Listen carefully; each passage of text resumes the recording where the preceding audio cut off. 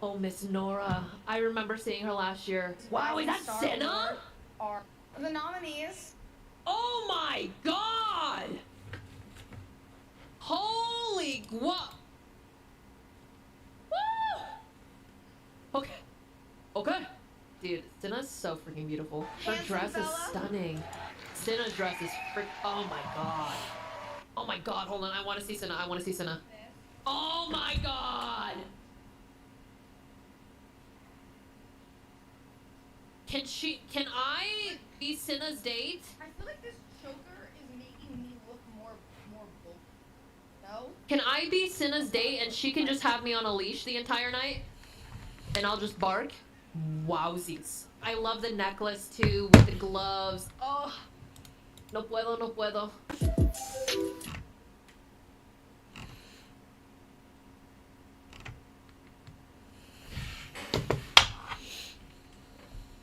Straight dog shit. On my request says you are still dog shit. You doubled down. Listen, here's the deal, Arthur. How do you feel about this guy calling you dog shit?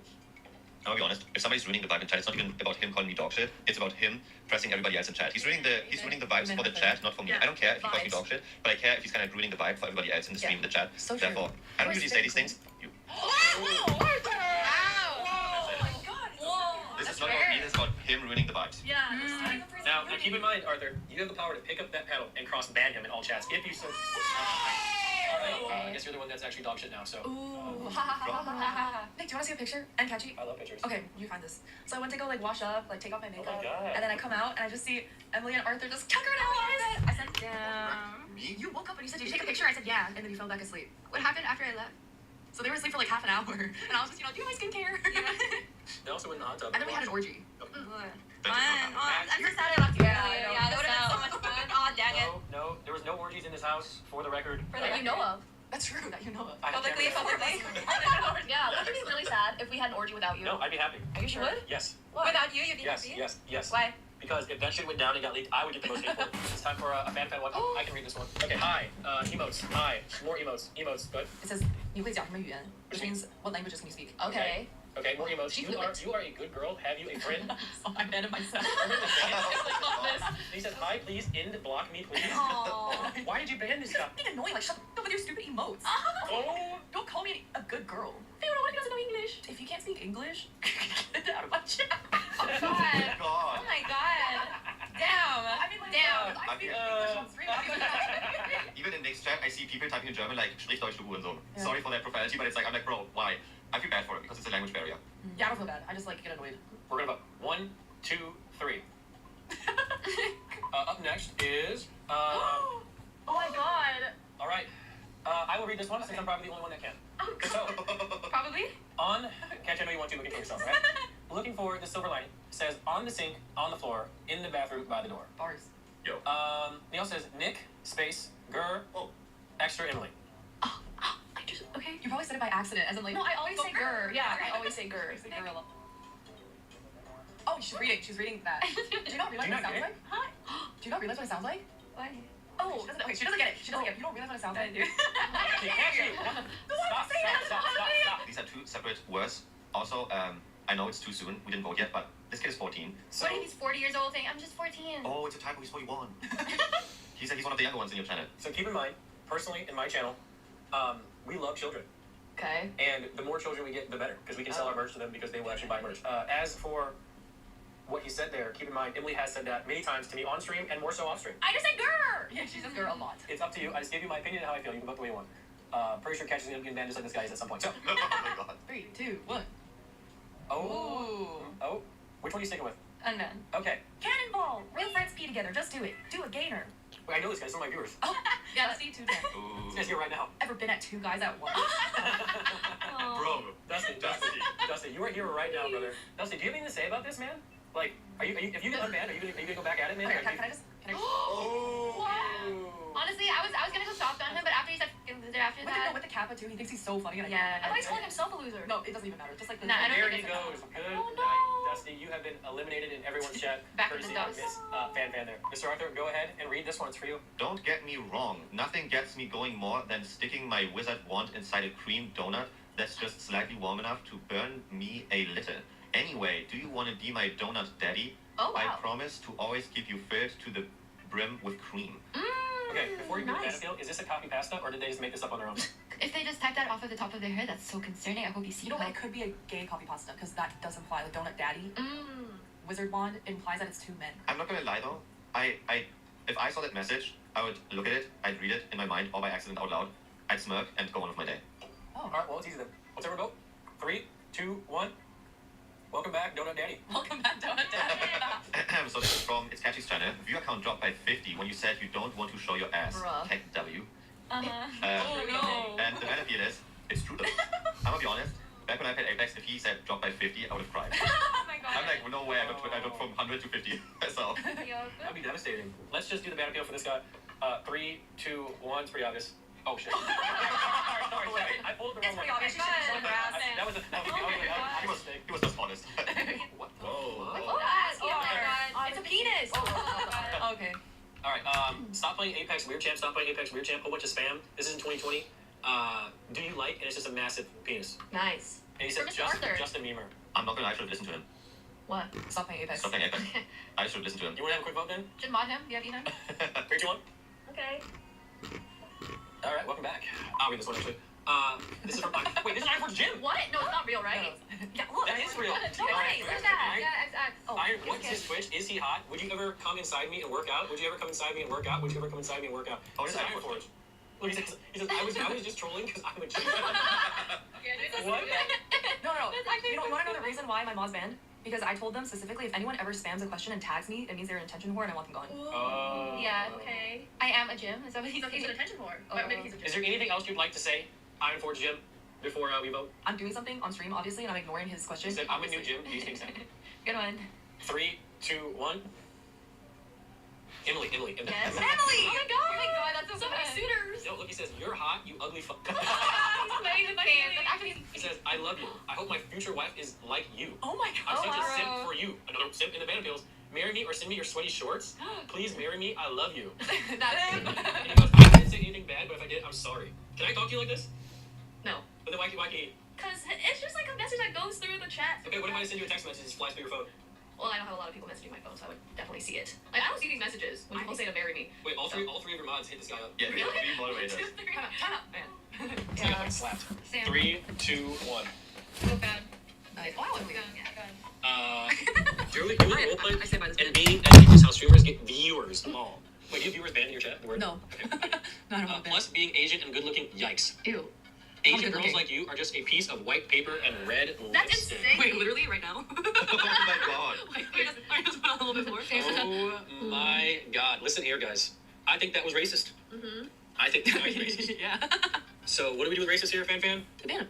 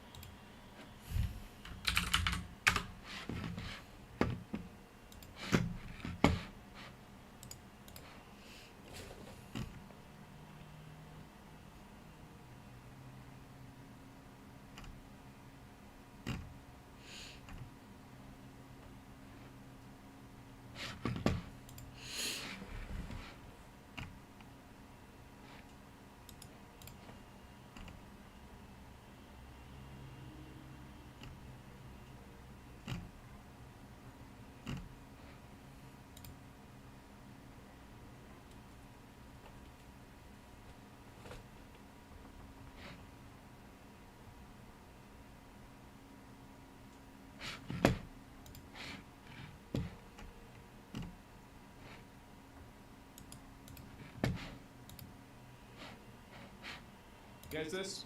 We're probably going to have to like cut down on the amount of political posts that are on the subreddit.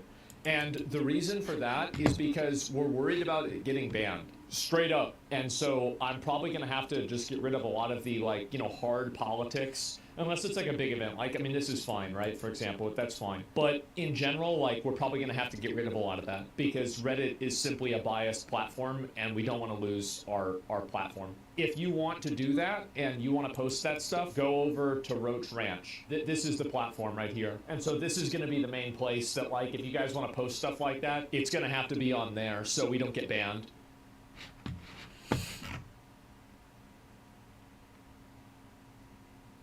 I'm gonna tell you guys this.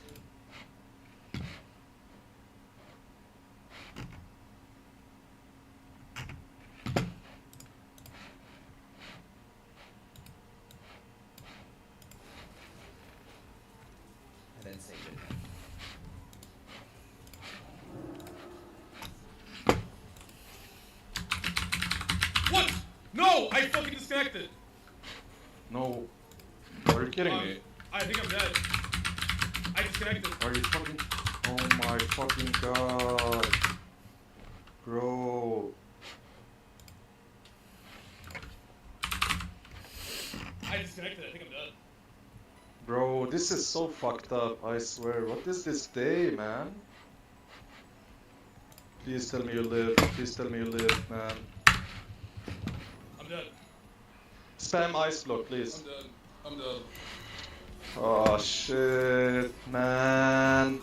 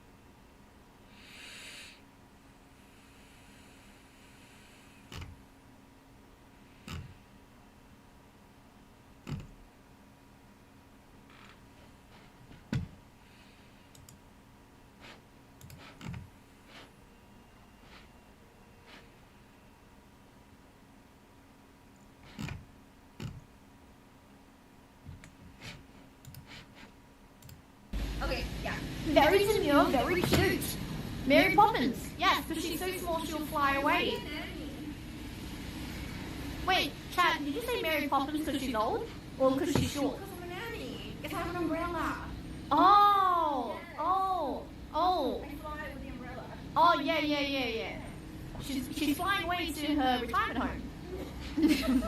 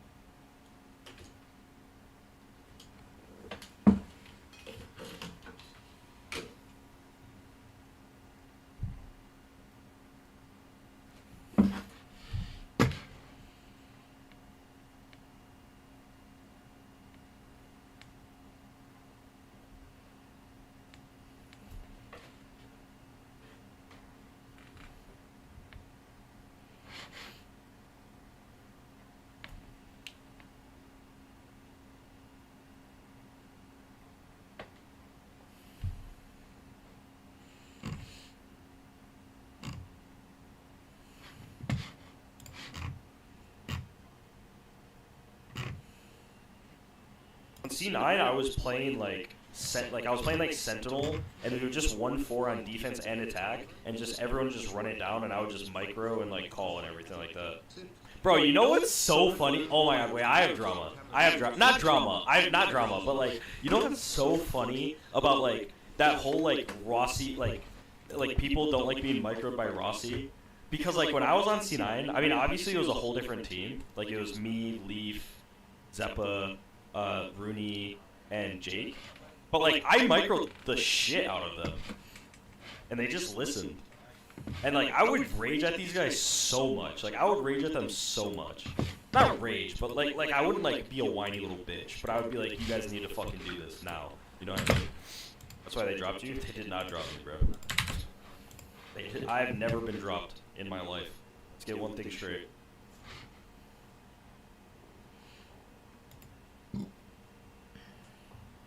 Yeah, well, like on C9, I was.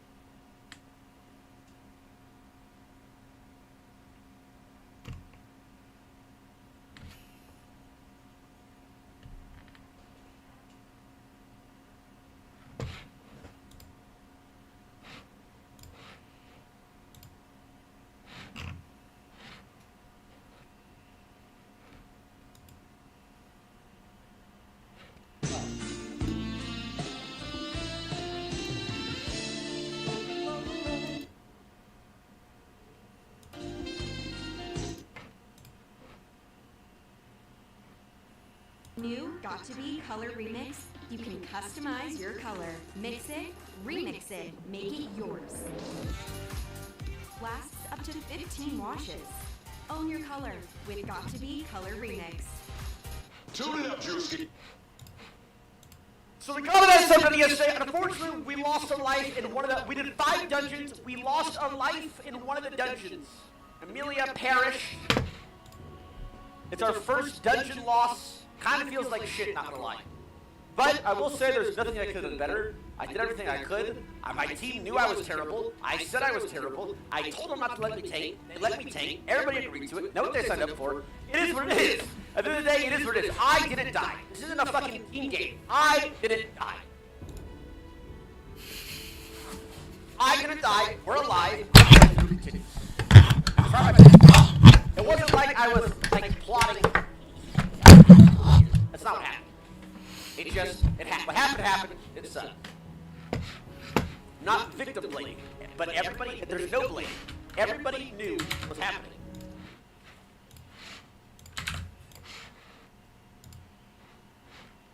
Like, do you guys have camel wine?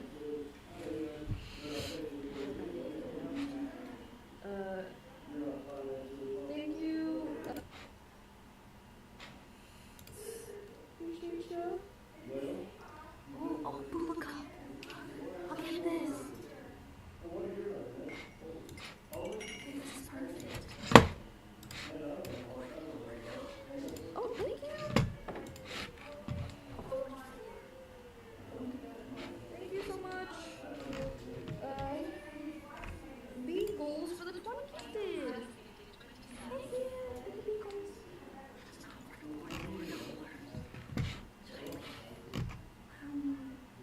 Oh, hell no. Okay, I'm gonna. Let's keep looking around. Thank you. Have a good day. They didn't even look at me. There's like people in there that didn't even say hi. That's okay. They're probably busy. Can I state for the 5? $44 boob mug that he won't.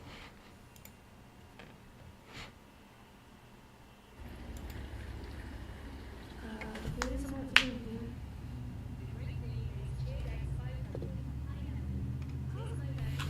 Happy birthday! Oh, these are so cute.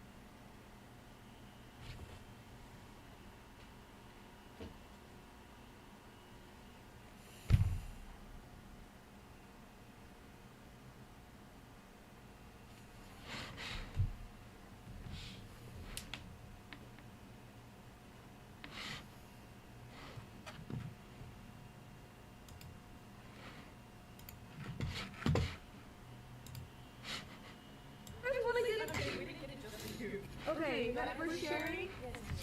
Okay. Can we just come immediately? Oh my god. Oh, that's nice. Oh, what kind of pie is this? Buttermilk? Okay. I don't really get those. It looks great. However, I don't know if I want to eat it because it's messing with my tummy. I'll take a bite. Okay, try it, Nick. I love pecan. Thank you. It looks delicious. Oh, I fucking murdered it. My first time trying. Why are you gonna get? Oh, no. Thank you.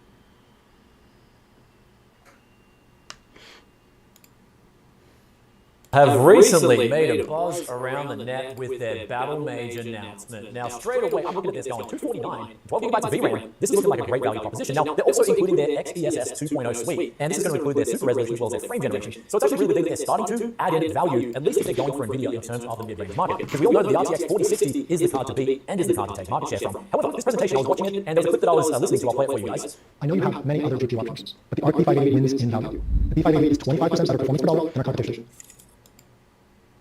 And it's almost like the guys at Intel forgot that this card even exists. This is the RX 6700 XT. In fact, today we'll be testing the RX 6700 XT against the ARC A750 and A770, both 8GB and 16GB flavors, and the RTX 4060, because Intel did show us some results that they have with their B580 Battle Mage graphics card. And they also showed some A750 results, which are lining up with what we've got, but we did get some slightly better results, and we'll talk about that soon when we show the results. However, one thing about the RX 6700 XT is that you can actually, like, as of the time of making this video, you can get the 6750 XT for $300, and that's got 12GB of VRAM too. So in terms of value, is the ARC B580 going to deliver as hard as Intel promises? Let's talk about that more right after today's video sponsor. If you want to get rid of this annoying activate Windows message.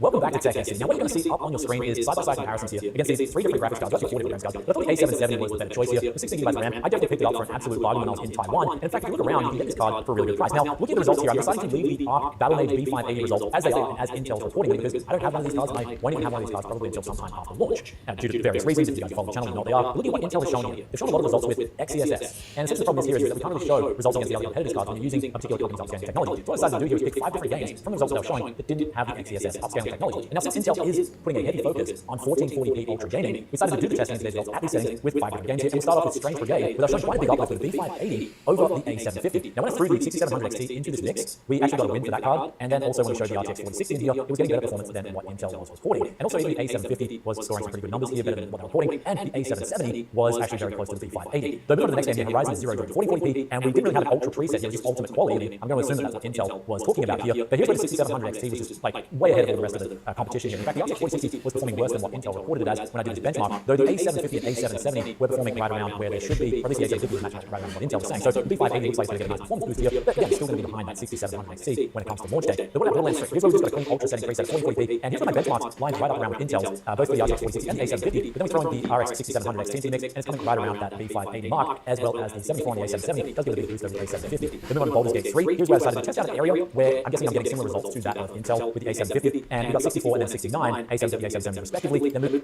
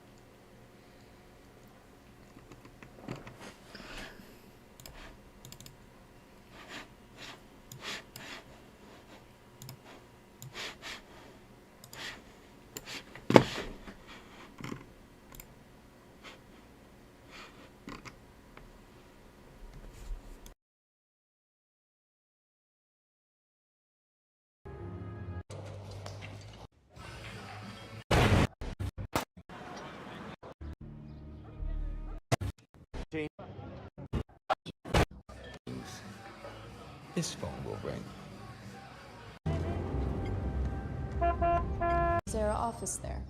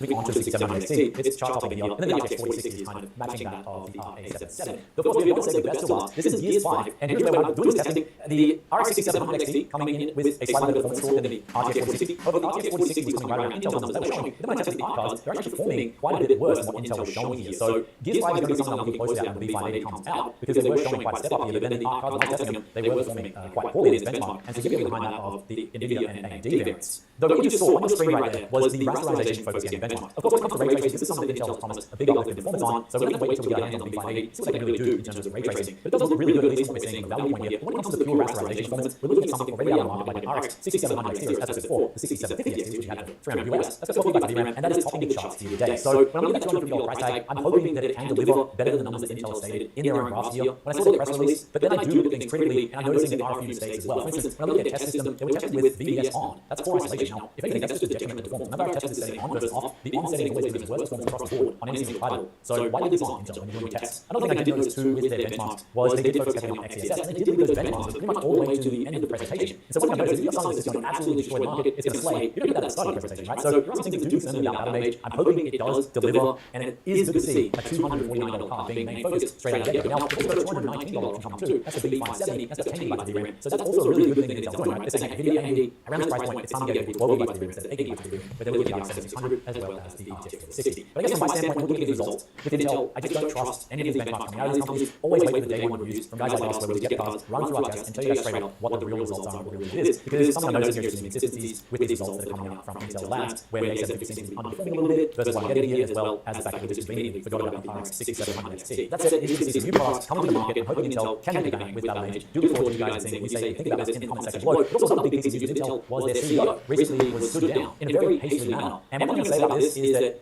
over the last few years of Pat Gelsinger being the CEO of the company, as an outside guy looking at Intel, I think that a CEO, one thing we can't forget with CEOs is the chief executive officer. They have the power to do anything on the business side, anything. They can go through the company, they can fire anyone, and do anything. They have control, ultimate control. The only person the CEO institutes is the board of directors. And so when problems start happening in a company, the person who does share the most responsibility for those failures and problems is the CEO. And so Intel has been doing really poorly, especially in the last year. And so that's why they're going to be looking for a new CEO. It's also my opinion that Intel learned they need an overhaul. They need to really get this culture in that's just a killer culture where they want to just absolutely slay the competition no matter what it takes. And that's what I've seen over the years, NVIDIA, especially AMD. Remember 2017, 2018 days of AMD being crew and them talking about Ryzen? They were just focused. All of the employees were focused on just slaying Intel. And looking back in hindsight, what a job AMD done with Ryzen versus the Core i series now the Core Ultra series. It's also my 2 cents on the CEO leaving and having someone replace him that they really need someone to come in with an absolute hammer. And I think Intel just really needs a lot of work internally, especially after the launch of the Core Ultra series. I mean, that was a disaster. Let's just hope Intel can really pick things up as having a competitive market. It's always a thing. Competition is always a great thing. Anyway, guys, with that said, look forward to reading your thoughts in the comment section below. Catch you next one. Peace out now.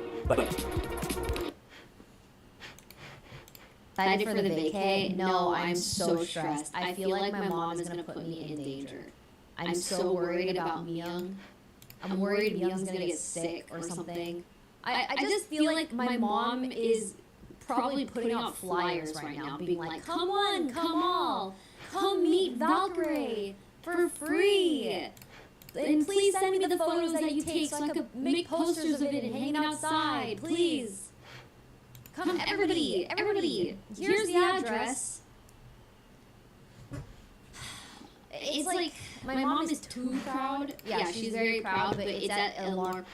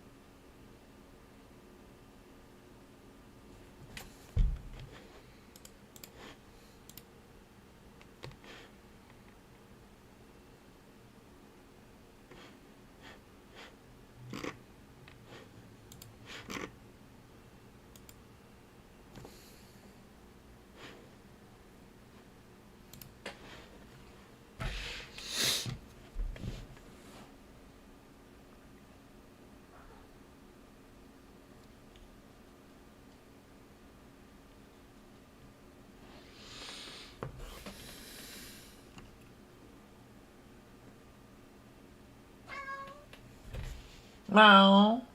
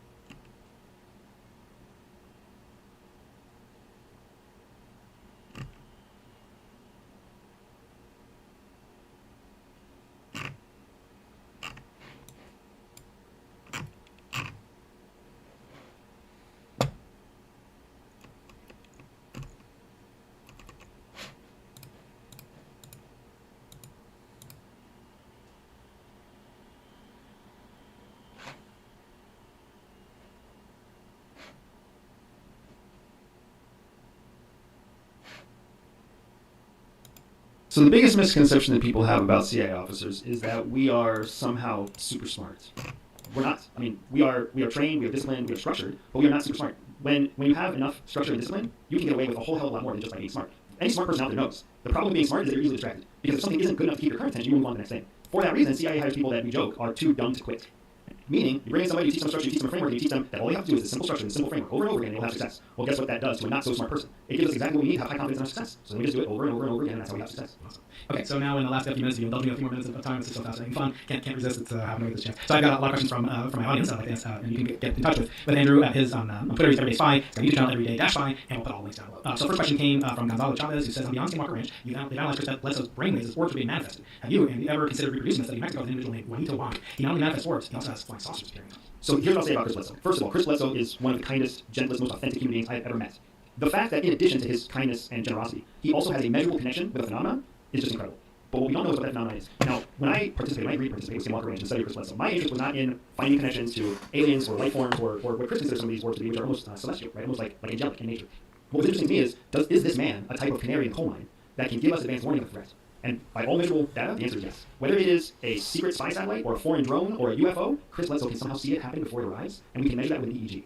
That is a person to me who is a great interest not just to the scientific community, but to the military industrial complex. And of course, the audience could be legitimate. Ryan Graves, a F-18 pilot, who is working now to have encounters declassified to destigmatize possible near-miss encounters, which according to him, are always accidents. Basically, calling near-miss, effectively equivalent to an accident as far as the government's concerned. So at worst, he'll be able to protect pilots and airlines, civil aviation, etc. At best, quote unquote, from my perspective as an alien adjacent hunter, it would be incredible to learn more about this phenomenon. Okay, John Anderson asks, the spy history book, 21 Sleeper Agent, tells us that George Kowal, an American-born Soviet spy, infiltrated the Manhattan Project, the top secret government of the top part. So he's recommending that book. But it gives me a chance to ask you about what kinds of vulnerabilities you're not seeing. What would you be telling? Who's the director? But no, it's not Brent. No, he was. Burns. Yeah. So, director, you have here for 30 minutes. What kinds of things would you be saying? Like, look out for that guy. What would you be telling him? What are the kind of vectors that provide a service area for attack in our modern, incredibly highly technological age? Plant some that opening eye. Or what would you do? If I had 30 minutes with Greg Burns, I would spend the entire time just telling him that he needs to refocus the CIA. Because CIA has been used now over the last 4-ish years for things that it's not supposed to do, right? As an example, CIA is the lead negotiator with the United States between Hamas and Israel. Why is Director Burns the lead negotiator? He is not a diplomat. He's a career intelligence officer. That's not what CIA needs to be elected to. Right? CIA needs to be focused on creating the kind of assets and agents that can keep us at the forefront of what's known as American primacy or American dominance in the fight and war and the information conflict of the world. Instead, we're focused on woke culture and fitting into those standards. Like, if there's one institution where equal opportunity and woke culture and diversity, where these things should not be forced, it's CIA. Because CIA has always been inherently diverse. It's been diverse before diverse was a thing, right? It's been accepting lesbians and homosexuals and gays and transgender. Because they're useful. They're useful, exactly. Long before it was mandatory or cultural, they've already been doing it. But now what ends up happening is because CIA is a government agency, and a government agency has to be a tool of the administration, and the administration wants to demonstrate its administrative successes to its electoral base, right? Now you see rainbow advertisements coming out looking for CIA officers. We don't need to hire gay people at CIA. We need to hire effective people at CIA. It's even better if the effective person is also gay. It's not the other way around. So Director Burns found himself in an unenviable position where he's the director of an organization that's being manhandled by an administration coming off of a previous administration that didn't trust CIA at all. So it's been like maybe 6 or 7 years for CIA. Here's something. Okay? How can we hear anything? This is from Sir Philosopher. How can we hear anything he says about a salt mine to go with it? There's no such thing as a former CIA officer. There is no such thing as a former CIA officer. I mean, that is the honest to God truth. Here's the thing. CIA doesn't pay my bill anymore. They don't pay me a paycheck. They don't give me health insurance. They don't protect my life. They don't protect my family. They don't promise me anything. But if I got called tomorrow to do something to help CIA, I would say yes. That's why there's no such thing as a former CIA officer. And here's the no kidding truth, right? Anybody who has a problem understanding that my loyalty is first and foremost to my country, and that my loyalty is first and foremost among all agencies to the Central Intelligence Agency, can go to hell. Because they've never had a cause so worthy, they've never had a loyalty so true to something they believed in so much, that their only option is to criticize me. I don't care. They're the ones that are lacking. They're the ones that are missing. It's not me. So, absolutely, there's no such thing as a former CIA officer. Even the CIA officers who leave CIA and write books shaming and damning and criticizing the CIA, guess what would happen if they got called today from Director Burns? They would say, yes, sir, you tell me what you need me to do to protect my mother, my children, my spouse, my country. There's nothing we wouldn't do, right? And that is the nature of how they hire us and how they train us. So we are fairly unapologetic to all the naysayers out there. If anything, naysayers, keep commenting on how you think we're fake, because your comments create activity on YouTube and on social media. If more people find us who agree with us. So I love anybody out there who agrees. So here's what's hilarious, right? People use the term spook like it's derogatory. They don't know that inside CIA, inside the intelligence community, spook is like the top premier thing you can call it. It's not a pig. No, like when we talk to DSE, or when we talk to MI6, or when MI6 talks to Mossad, or when we talk to the BND in Germany, we're always like, oh, these are spook. That dude is a ghost. You don't even know where they're at. You don't know where they've been. They do amazing things. But then you get out and like, spook this, spook that, and you're like, oh wow, I didn't know I was spook enough to be determined as a spook.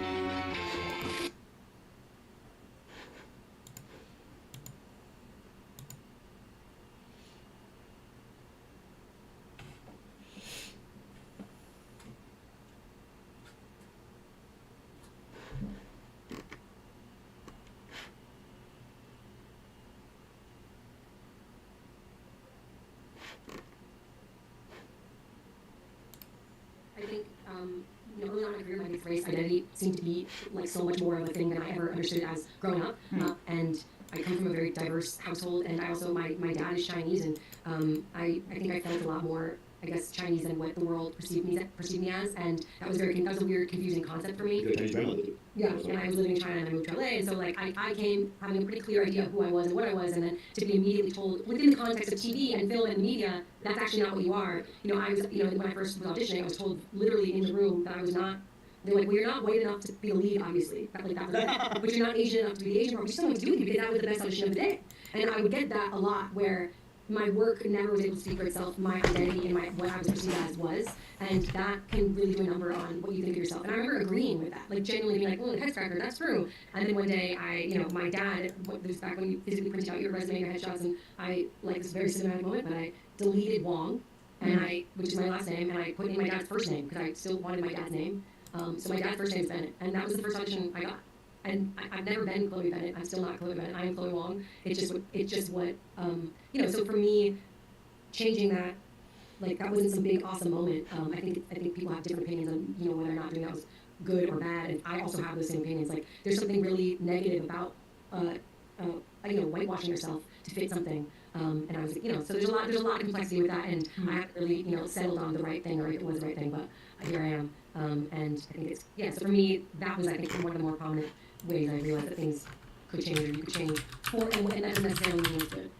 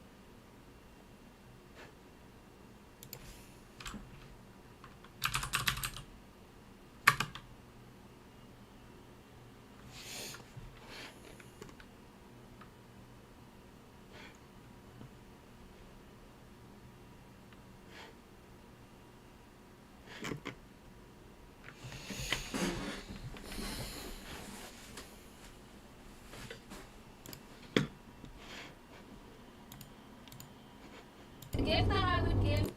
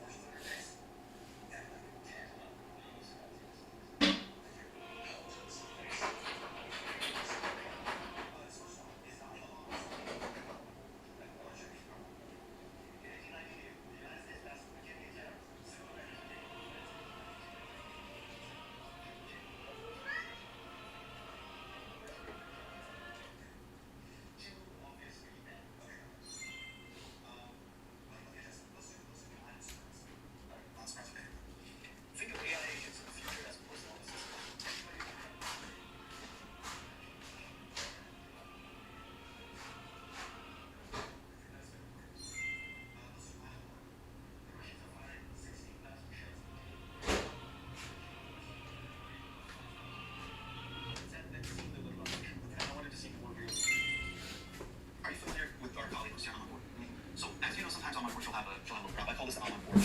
In 1890, the U.S. passed the McKinley Tariff. Similar measures were taken in France. Germany in 1897. Joseph Chamberlain, one of the most reflection of political figures of his age, urged Britain to join its trade. That's the danger of a prompt, which is it can be useful, but you can overdo it, and then the focus becomes the prompt rather than you. Last thing, as a Fareed send-off, want to highlight the breadth of Fareed's work. I'm gonna get an autograph from you. The new book. Thank you, sir. Okay, here we go. And no, that's just this is Fareed 1.0. Yep, this is it. Why they hate us, Fareed.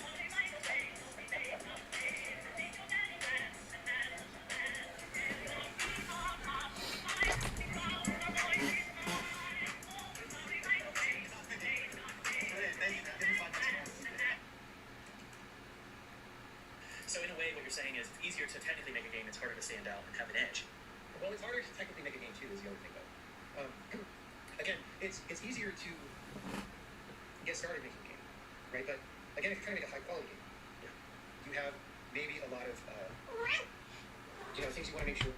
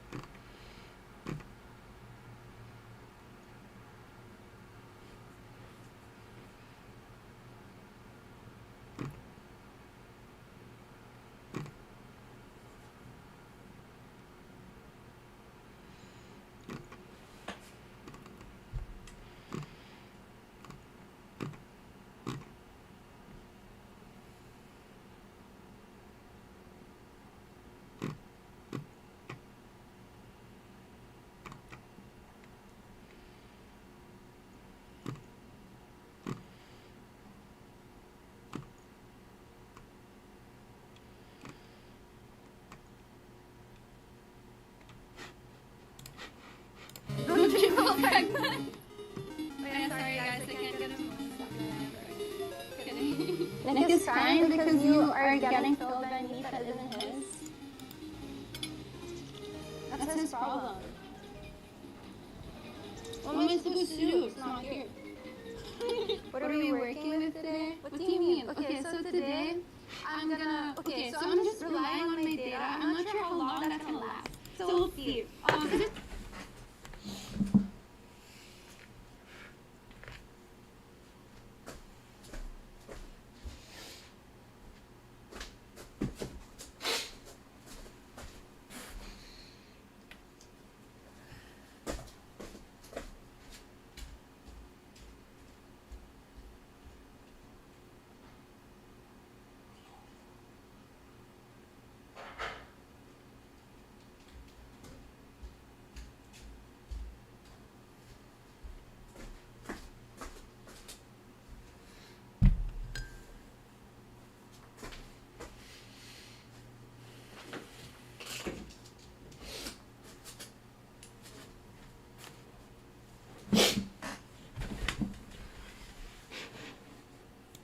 I figured I don't trust it. So we're gonna have breakfast. It's a Filipino breakfast. And then we're gonna walk along the beach and just yap, you know, and we'll see. And if I'm in the mood for it, maybe we'll kayak. But I don't know how that's gonna work. I do it by myself. Because what, I'm gonna be in the freaking ocean, kayaking myself, I'm gonna die. But yeah, I'm here. Someone said you have any hot friends? Go. But I'm here at the beach with my mom. And she doesn't want to be shown on stream. But let me show you the beach real quick.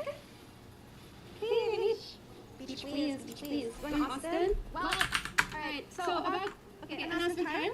No, I'm not gonna make it. I'm pregnant, joke. Because you already know I am. Announcement time. I am. Okay, so now I'm at the beach, right? I'm gonna be flying to either somewhere in the US, LA, Austin, or Vegas. last week of November or first week of December. And I'm going to Thailand next week. So look forward to those streams. Where's my mom? She's somewhere. She might snorkel soon. You know? She wants to dive. But don't you need like a freaking license for that? Like, I've never had to dive in my life because I watched a movie where there was a girl who died doing that. So I don't want to die. I don't want to die. I don't want to risk it. I'm scared of the deep ocean. I'd rather not. We should do it. Like, go have fun. Yeah, sure. Just, and then for me, it's like, if I really wanted to do it, I'd do it in VR. Like, to do the same thing. Or just close your eyes and imagine. Okay, if you're just going to run water and you see girls fish. Cool. Why would I want to risk my life to do that shit? Just imagine it. We have this, alright? We have pancit, which is basically like noodles. We have longanisa. And we have fish called bangus. And then it's fried in an egg, obviously. Yep, and then rice. Because I'm Asian and we all eat rice, right? But, okay, I love eggs. I really, really, really do. They're low in calories, high in protein, but they are high in cholesterol. That's not something I have to worry about just yet. Yum. Okay,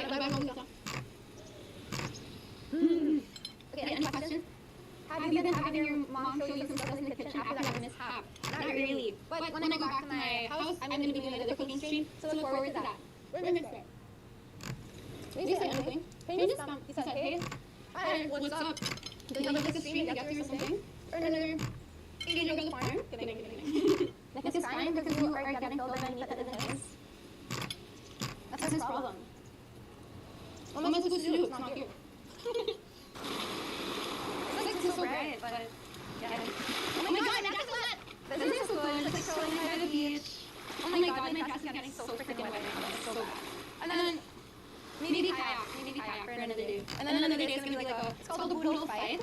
It's like where you order a lot of food and then you eat it with your hands. So that's gonna be another one. So I'll just mind my own business, right? You see that shit? See that? This is walking. Look at that. And then last night also, I was in my pool, and there was this freaking, what do you call it? It was a heron. It started like going up to our table. Look at that motherfucker. Okay, it was like eyeing us for a long time, because we had like fish. I don't know if you can see it, it's just like there. And then, so it was there for the longest time, we were scared. And then look, I think in this video, it goes to our table. I think I was able to catch it. Here, look. It ate our freaking food. It ate our food. That's so annoying.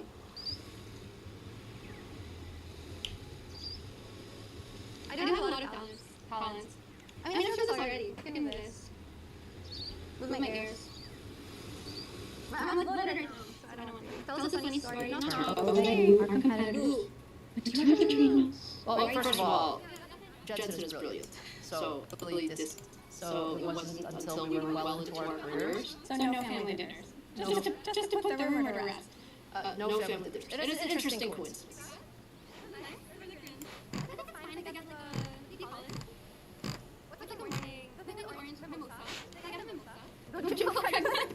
Oh yeah, sorry guys, I can't get a mimosa. Okay, I'm gonna get a mimosa. Back for the baby. The baby should get used to it. But yeah. So just kidding. Drink ocean water. Trying to kill me or what? Are you trying to kill me? You haven't said that would have been dope. But my mom had me so late. She had me like 38. That's why like I shouldn't have been born. Oh my god, my mimosa is here. Thank you.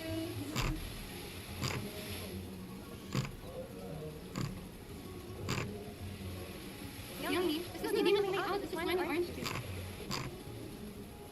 Can you first give me a Tagalog? Let's do a therapy session.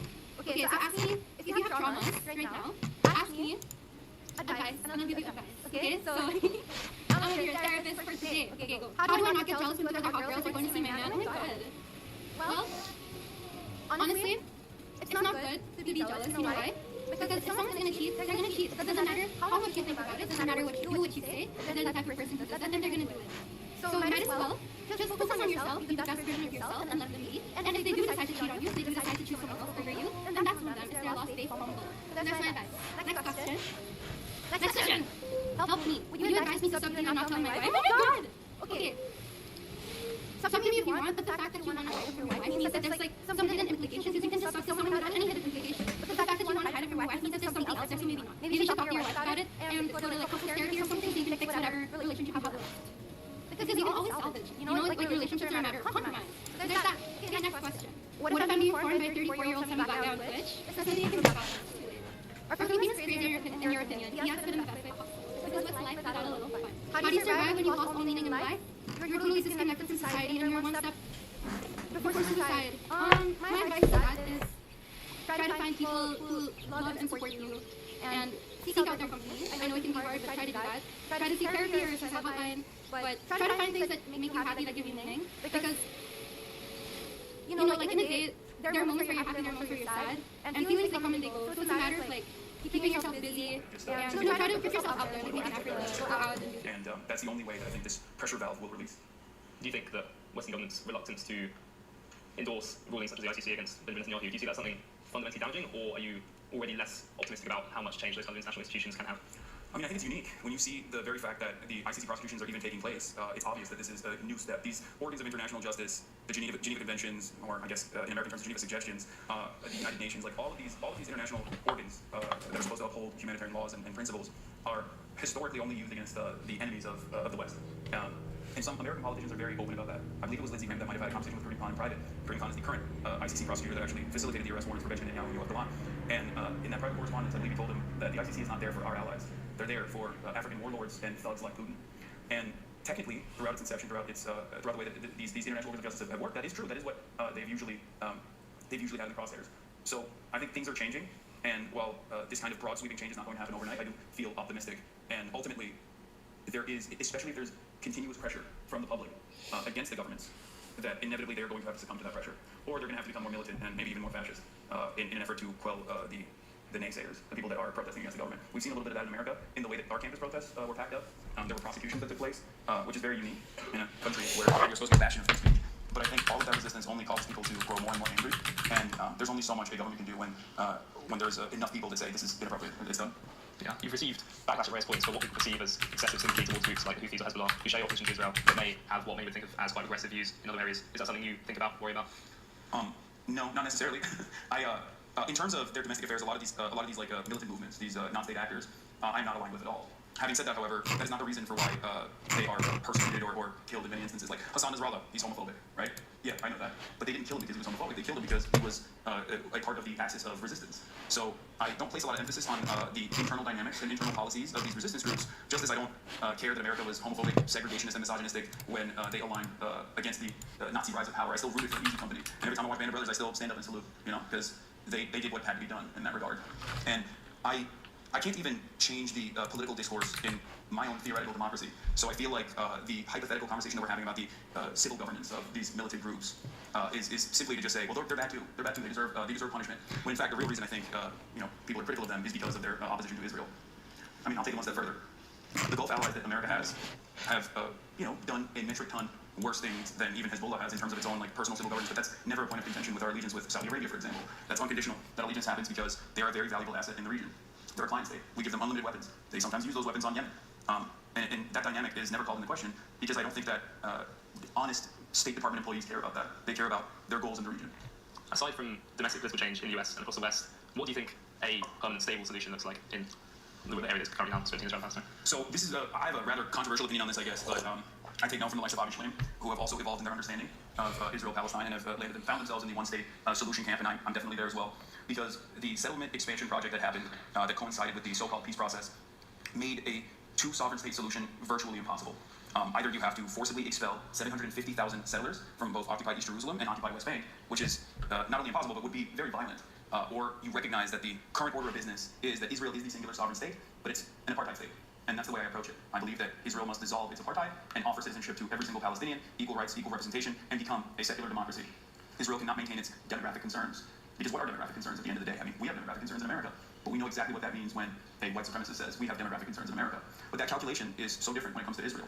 Israel's demographic concerns are not seen in the same lens of ethnic and religious superiority implemented by one group and completely dominating and subjugating the outsiders in a similar vein as Nazi Germany or even apartheid South Africa did. It's seen as a mechanism of defense. We have security concerns. We have to have a demographic majority. I can't think of another state that is in the comfortable bosom of Western Empire that openly states in its laws that they have to populate certain areas with a certain percentage of Jewish people, or any number of any kind of ethnic group. It doesn't have to just be Jewish people, but that is the reality for Israel. So I think that's old school politics, and I think it has no place in the modern world. Just touch on something else you brought up in your speech, social media. Do you think that is something that has fundamentally changed politics, or the democratization of information, or do you think it's the same dynamics playing out over any medium? I think it's fundamentally changed politics, sometimes for the good and oftentimes for really awful purposes. I obviously benefit greatly from it. Someone like myself would never be considered a media figure, especially with how isolated mainstream publications are. I feel like I do not fit in the boundaries of permissible speech in mainstream politics and mainstream political discourse. There's a lot more space on the right for that sort of thing, but there's rarely ever any space for the left in this conversation. So yeah, I greatly benefit from the democratization of media. I also understand that for the first time ever, we get to see conflict in real life as it's happening, as it's unfolding. We get to automatically see the victims of American empire or the victims of Israeli actions as real human beings. In the past, I think, and in the early stages, in the immediate aftermath of October 7, CNN and numerous other publications basically kept running the same route. They immediately had a IDF officer that is tasked with basically propagandizing and contextualizing whichever new fresh hell Israel had unfolded upon the Palestinian population. They would go on CNN and immediately talk about how these are terror babies. They had to be killed. This hospital is a terror headquarters. We had to bomb it. And because of TikTok and because of other various social media platforms, people were able to see that was not the case. People were able to see that, no, you're killing, regular civilians. Like, I know because I watch them on TikTok. And I think that has definitely played a role in people no longer being as confident in legacy publishers.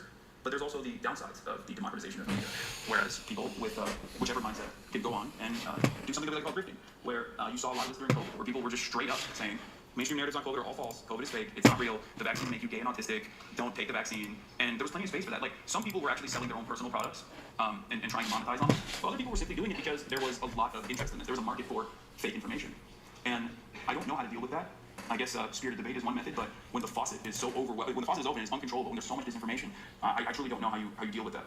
How do you see your role within that news space? Is it more of an activist, more of a journalist, an entertainer, or some kind of mixture of the three? I would say a mix of the three. I don't call myself a journalist, I'm a political commentator, but first and foremost, my goal is to be educational, but also be approachable and appealing and entertaining. In this video, I'm going to be talking about the Fujifilm X-M5, which is one of the loveliest little compact cameras under $1,000. I think the world needs more of these compact, stylish cameras that are within reach of most people's budgets. But it makes me think, are we giving up a lot of capability to get this lower price? When we had our first look at this camera, there's a lot to love about this thing, but we were kind of blown away by just how popular it was, what the demand was like to learn about it, and honestly, we're kind of surprised by how many views that video got. There's no denying that this is a fantastic video camera, but I want a product that's going to appeal to both the photographer and the videographer. Look, it's got great controls, I love the way it looks, the sensors are a proven winner, but maybe there's some camera that already exists that might be a better all-around tool. So that's what we're going to discover together today in this video. I'm Chris Nichols, this is Petapixel, let's revisit the X-M5. Okay, so if you are looking for more information about the Fujifilm X-M5, a lot of the features, a lot of the specs, you should definitely check out our first look video. We cover a lot of that. But really what we saw from that video was a lot of comments, a lot of questions, a lot of concerns, and that's what we want to address today. So people are concerned about, for example, the lack of IBIS. I want to touch on that. Autofocus performance, that's something we're able to really test on a pre-production camera, but I definitely have some thoughts about that now. And then just my personal thoughts about displays, as well as Jordan's thoughts about some of the video features, like overheating, for example. But let's start with IBIS. And look, I personally love having IBIS in a camera. I think it's a very important feature. Even if you can mitigate it with things like lenses that have image stabilization or putting this camera on a gimbal, it's still a really nice feature to have. So I'm with you on the complaints about that. But then doing research for this video, you start to look into it and you realize all the contemporary cameras are a similar price point to this, like the Canon R10, for example, the Fujifilm X-T30 version 2 even, the Sony a6400, even the brand new Nikon Z50 version 2 that we play with, there's this distinct lack of IBIS when it comes to APS-C models at this price. Like if this was Spinal Tap and I was a famous rock musician, I would just say that it disturbed me, but I will rise above it because I'm a professional. But I want alternatives. What can we do if you really want to have IBIS? Well, you can look at Micro Four Thirds. If you're okay with the compromise of a smaller sensor, cameras like the OM5 or the M10 Mark IV, they will give you that alternative. Otherwise, you got to pay more money. Move up to something like the Fujifilm XS20, which is a fantastic camera, or the Canon EOS R7, and you will get it. You'll pay more for it. Okay, so normally I like to show you the camera while I'm talking, but for this next talk, I'm just going to keep my hands in my pockets because it's fucking cold and I don't like it, and they're warm right now. And honestly, there's nothing to see because the X-M5 does indeed lack an EVF. And, when the first X-M camera came out, it didn't have an EVF either, and that is pretty typical at this price. And at the time, other cameras didn't really either. I mean, Sony A5100s you wouldn't get it, for example. But now, in the market, there are a lot of cameras that are similar price that do give you an EVF. And as a photographer, that's actually a really big factor for me. It might not be for you, but my eyes aren't getting any younger, and I'm starting to play this game where I have to hold these cameras that have LCD panels only further and further away from my face. And it's a boat with a lot of leaks, and I don't like it, but some of you are in that exact same boat as me. And frankly, the back panel isn't anything to write home about. I mean, yes, it does fully articulate, but just over 1 million dots, not particularly bright. I like having the EVF, not just because I can't focus with these old eyes, but I like being able to zoom in the EVF, really be able to see if the detail's good, if my focus is on point, if there's any motion blur, and I just find that kind of disconcerting on the back panel. As well, honestly, there's other alternatives that do give us this. The X-T32 is a fantastic camera with a nice EVF. The Canon EOS R10 also has an EVF. And if I'm using longer lenses, I want to shoot wildlife and sports, I really appreciate being able to bring the camera up to my eyes. Like now my hands are cold again. So again, you'll have to judge whether this is an important factor for you or not. And I get that a lot of cameras that are used more for video work, maybe with an external monitor or a gimbal, it's maybe not as critical, but I really like having them. Okay, it's time to talk about autofocus now with the Fujifilm X-M5, because this is something we didn't really get to test with a pre-production camera. Now we can. We're going to be doing tests both for photographic autofocus, and as well as we'll be addressing video autofocus. So it's going to get covered. Now, for this comparison, we thought we'd put it up against the Canon EOS R10 because that is one of our favorite cameras as far as autofocus performance goes for an APS-C sensor at the same price. We've got both cameras at 35 roughly millimeter lenses. We shoot both at f2 to keep the depth of field nice and shallow, and as you can see, it's starting to snow pretty heavily, so it's further going to complicate the issue. The X-M5 definitely has its work cut out for it. Now, for this test, we have the return of the infamous, famous Jordan running test, which is honestly like the greatest autofocusing test that's ever existed. It brings focusing systems to their knees, and Jordan's going to do this for us. And this is a very big deal because you may or may not know that a few months ago, Jordan really badly hurt his ankle, sprained it terribly. There haven't been running tests since then. Everybody's been very sad. This is going to be the first running test since he hurt his ankle. Hopefully he's recovered. If not, this could be a career ender. We'll see how it goes.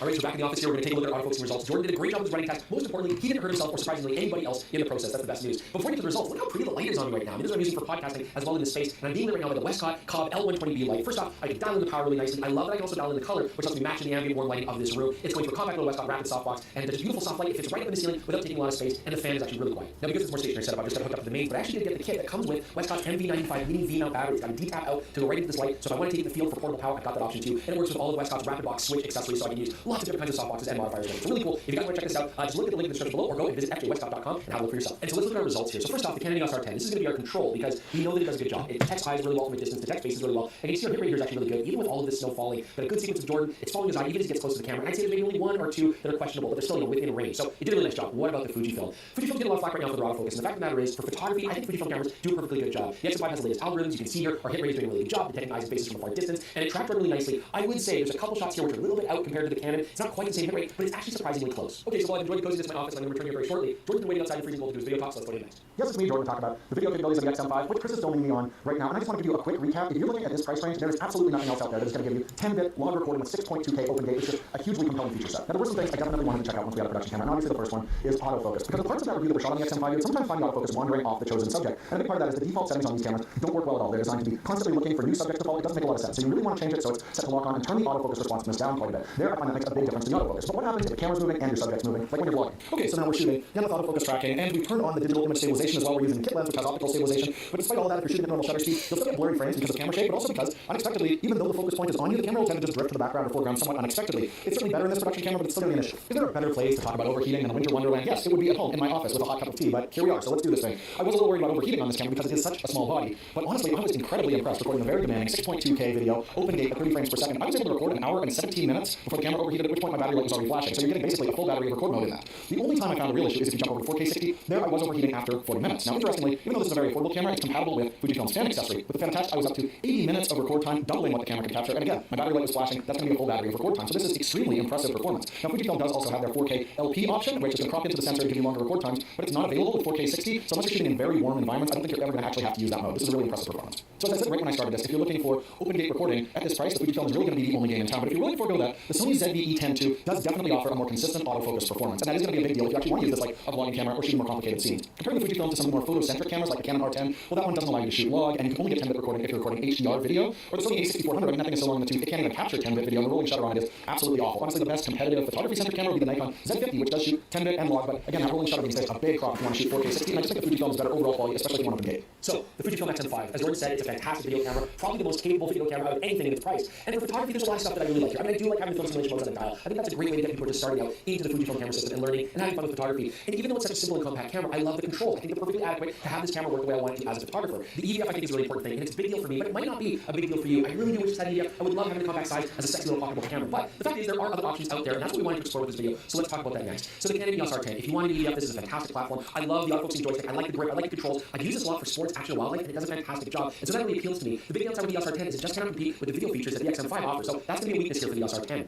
What about the Fujifilm X-T30 version 2? Love the design, retro controls, good price, EVF, but it actually doesn't autofocus as well as the XM5 because it doesn't have the latest algorithms that this does. So the XM5 actually proved itself to be a really capable photographic autofocuser. And what about the Nikon Z50 version 2? I mean, that actually might be the best overall hybrid platform. Great handling, it's got the EVF, it autofocuses well, and it's got a fantastic video suite. Its main letdown is going to be the old ass sensor that they continue to use in there, and this I do think takes better photos. Jordan's already compared this camera to the ZV-E10. I like it that we get a mechanical shutter here. Hey, I don't want to keep arguing this, but if this had an EVF, I would love this camera. I would absolutely want to have one. Anyways, there's no perfect option amongst all these, but there's a lot of competition, and hopefully our video helps you guys decide which one of these packages might be best for you, or maybe gives you a bit more clarity on what the Fujifilm XM5 can do for you. As always, really appreciate you joining us. So leave those comments below. We'd love to answer those. Check out the Penpixel podcast. It's on this exact same channel or all your favorite podcasting apps if you just want to listen to it. And as well, check out the merch store. We just updated. There's lots of cool merch coming out. You definitely want to check it out. Store.penpixel.com. Thanks for joining us. We'll see you soon with more on Penpixel.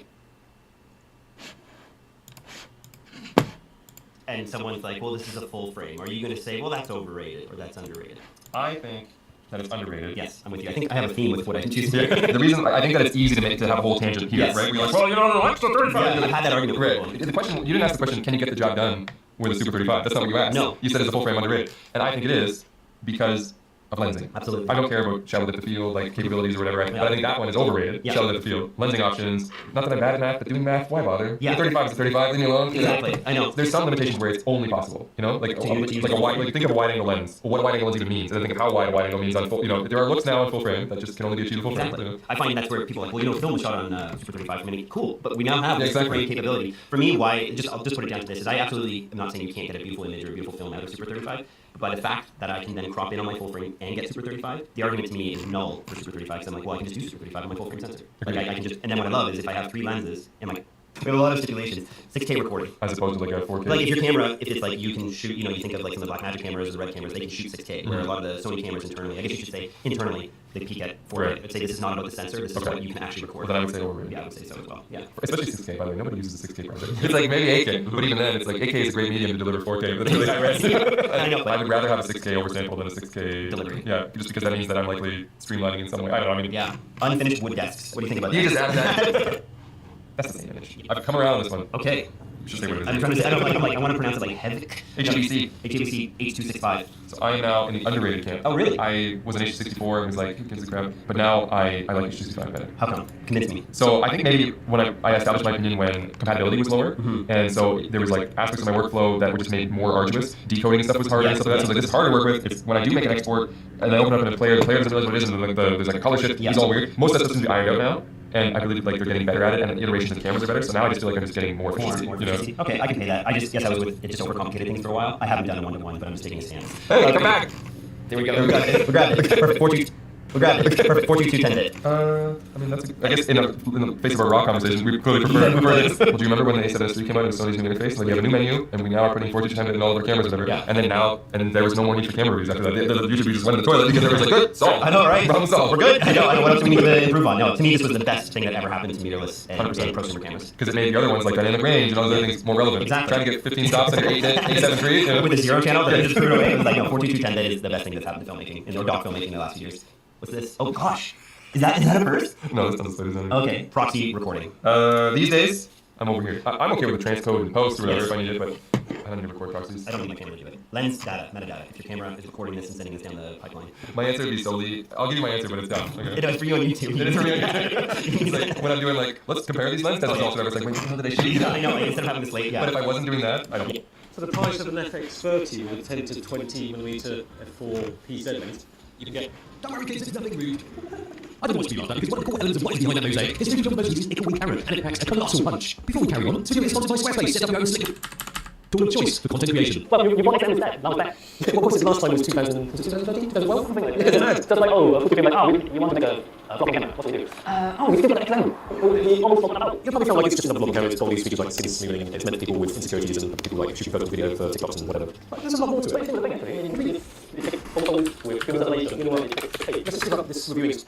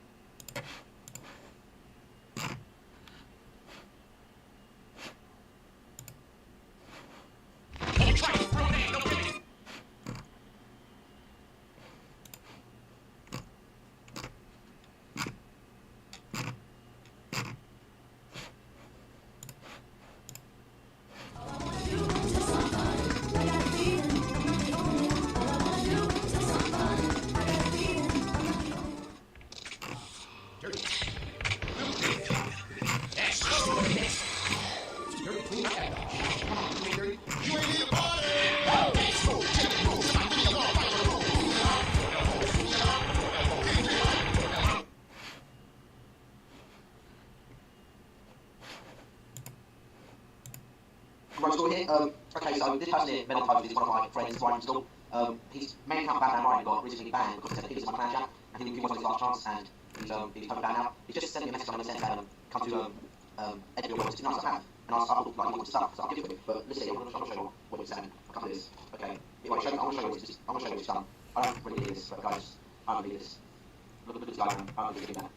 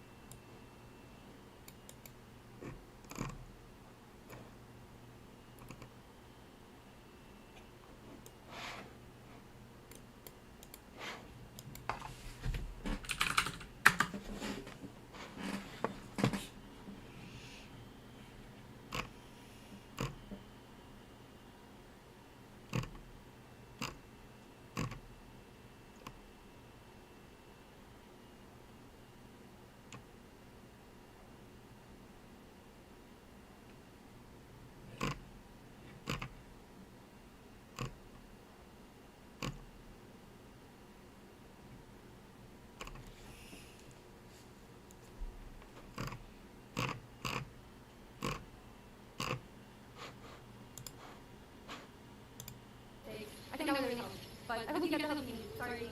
Or in the Philippines, yes. Easy question. Last stream? No, I'll most likely stream tomorrow again. I'll probably try. I might do a night one. Let's do a sunrise one. Let's do a sunrise one. And then maybe kayak. Maybe. If not, then we can just build sandcastles and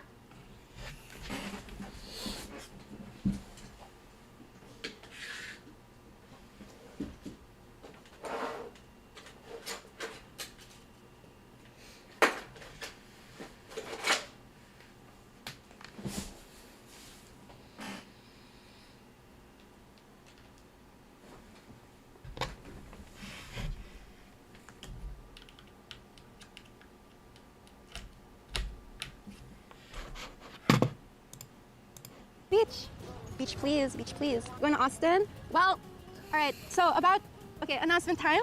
No, I'm not gonna make an I'm pregnant joke because we already know I am. Just kidding. Announcement time. So now I'm at the beach, right? I'm gonna be flying to either somewhere in the US, LA, Austin, or Vegas. Last week of November or first week of December. And I'm going to Thailand next week. So look forward to those streams. Where's my mom? She's somewhere. She might snorkel soon. You know, she wants to scuba dive. But don't you need like a freaking license for that? Like, I've never tried scuba diving in my life because I watched a movie where there was a girl who died. You're totally disconnected from society.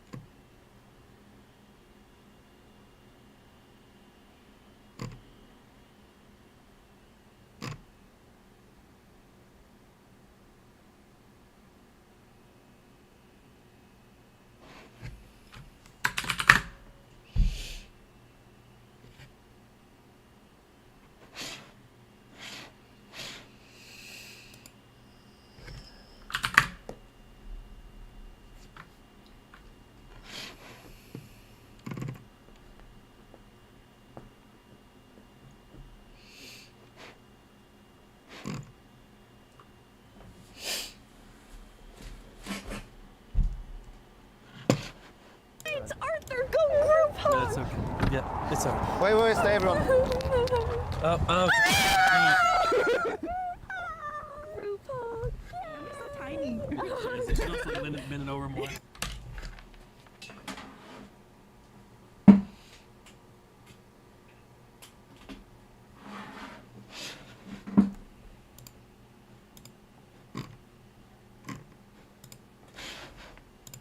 It is. I promise you, it was charging the entire time. It's not charging now. Yippee! Oh, it must have switched at some point. But it was charging for like. You got this, Emily. Thank you. Here's your phone. Okay. Here's for you. Thanks, Emily. No problemo.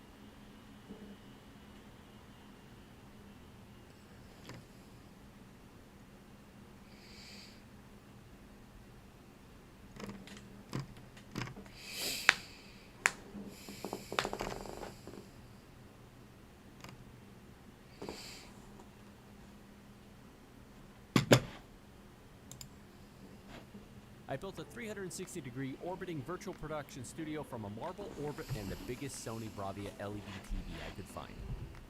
There's no way this is going to work. There's no way this is... It worked. So Sony challenged me to use their new Bravia television in my filmmaking process. I'm doing exactly that. As a disclaimer, you're definitely not allowed to put this much weight on the orbit. Ever. Under any circumstances, definitely do not. This is orbit. This is what it looks like normally.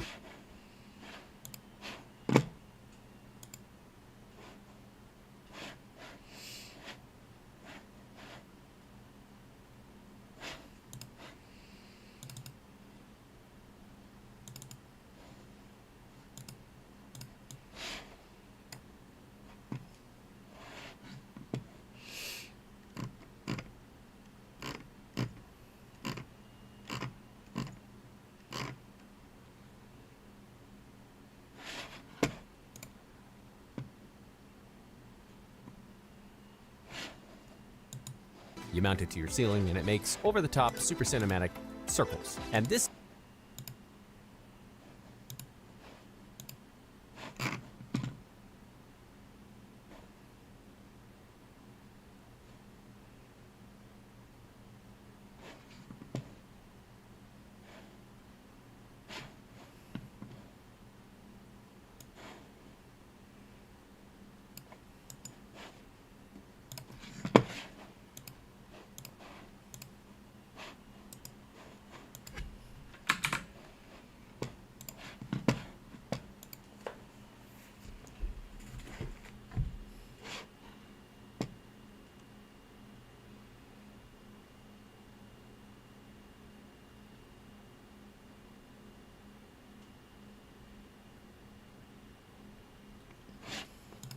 is what it looks like when you attach an extra-large Sony Bravia LED TV to the other end of it and play back virtual production plates with the same exact rotational speed as the camera. Now, this episode is sponsored by Sony. They were crazy enough to send me this TV for this experiment, despite my numerous disclaimers of the extreme likelihood I would break it. Woo! We didn't break it. I am vlogging right now on a massive television, the 98-inch Sony Bravia TV. I don't even need a key light. It's lighting up my face as much as I would normally use. This is my new setup here. I wouldn't change anything about this. Yeah, you got a monster there? What is this, 85? 98. 98. Well, who's measuring? The pitfalls of having a ridiculously large television. Nobody ever talks about this one. It's 150 pounds, boys. We can muscle it. Final landing? Now, because Sony sponsored this video, I want to be clear, this video is not how great this television is. I don't care if you buy it. This video is doing something that I've been meaning to do with the Orbit for a very long time. The packaging is really nice. Now, why does a $7,000 television cost $7,000? Woo! On first glance at the specs and ports, this is a pretty standard 4K TV. It's a full array LED, so it's one of the brighter televisions you can buy, which is clutch for virtual production stuff. It has 4 HDMI ports, the bottom 2 of which, ports 3 and 4, are HDMI 2.1, which support refresh rates up to 120 Hz, which is definitely necessary for virtual production. The beauty about this one is it can work this way or this way. Particularly the 120 Hz refresh rate. More on that later. How do you lift a 150-pound television when you have no friends like me? But the real power of the X90 L-Class Bravia television is what's behind the display. One notable feature is the built-in tweeter arrangement that makes sounds seem like they're coming straight from the center of the television. Now, Sony Legal wants me to disclose this is a gross exaggeration, but you get the idea. This is my normal 2-cam set, my Sony FX3, and then I have an A7S3 up here. And normally I have a television just right behind this, but this television is so big I have it pressed all the way against the wall over there. You can clearly see if I'm in focus or if I'm not in focus from all the way here. Isn't that wild? That's 40 feet away. That is a massive television. Any location in this room when I'm filming, I could just like be doing my thing. I'm like, oh yeah, I'm in focus. It's great, perfect. Behold, virtual production set. So before I string this television up on my Orbit rig, I wanted to see how good the graphics would be with Unreal Engine 5.4 on a low-stakes shoot, i.e. nothing that might kill me. You're gonna hear the fan on this thing kick on really hard. I know very little about what we're doing here. I know just enough that it works and they finally made it easy. This is a lie. Nothing on Unreal Engine is easy. Since the last time I did anything with Unreal Engine was about 2 years ago using 4.3's graphics, and well, it's come a long way since then. The main thing I wanted to test is how the graphics look with Sony Bravia's full array local dimming. This basically means the bright areas of the image can get brighter without washing out or muddying the dark region. And the other thing I wanted to test was Unreal Engine's new ability to wirelessly tether with the iPhone 15 Pro or iPhone 16 using only Wi-Fi connection. You could, in theory, build a wireless virtual production camera sync that's attached to your main camera and bypass a ton of the hardware like pucks or tracking and such. This is in theory. In actuality, it barely works. The latency is too great to make any movements realistic. Long story short, out of all this, the television is performing flawlessly. Everything else, Now, not to be one to give up early, I wanted one more test just to see how far the graphics have come in Unreal Engine, at the very least, with a locked-off camera. It needs something else. It needs something in the center. Oh, I think this will just work. There we go. I was about to throw this thing away. It's been outside on my balcony for like 6 months, and I was like, I can't throw it away. It's useful. All right, let's try this again. We moved it up just a little bit. Let me see if I can position this a little bit better. I got these Nanlite tubes up here, just bouncing just a little bit of light right here. That's all you need. Cue the dramatic voiceover, sound effects. Journal entry 25. Another rainy day. The city that never sleeps. My days are starting to blend together. If I have ramen one more time, I'm gonna have explosive diarrhea. I'm looking at the street. That doesn't make sense. I need to be looking down. I wish I could get the tracking thing to work better, but static shots, lighting, it's almost there. Like if you can see there's textures coming down of water dripping and there's like sparks flashing in the background. It's like so close. I want this to work so bad. And I feel like it's still another 2 or 3 years away from this being in everyone's YouTube studio. Watch the ceiling. Okay, we're gonna go up. We're going up that way. Oh. Now, given the fact that there's an extreme likelihood that I break this television doing the orbit, there's a few key setups that I want to try first, starting with solving a problem in our house. So my wife wants to knock out the living room to kitchen wall, and I got a quote from Greater Dayton Construction Company.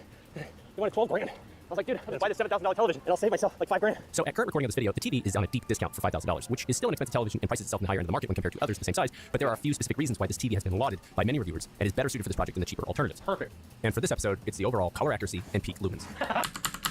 Take a look at floor plan. You're welcome. I need to be able to see through from the kitchen to the living room while the kids are playing and I'm sitting.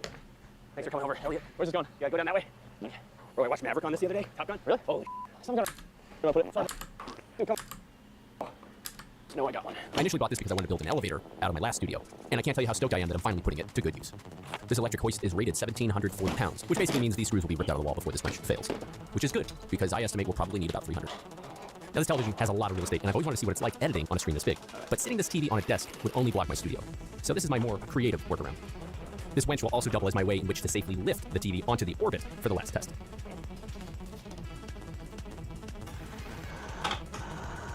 I feel like I just gotta commit, huh? It's all the way over here, so I can't, like... Oh.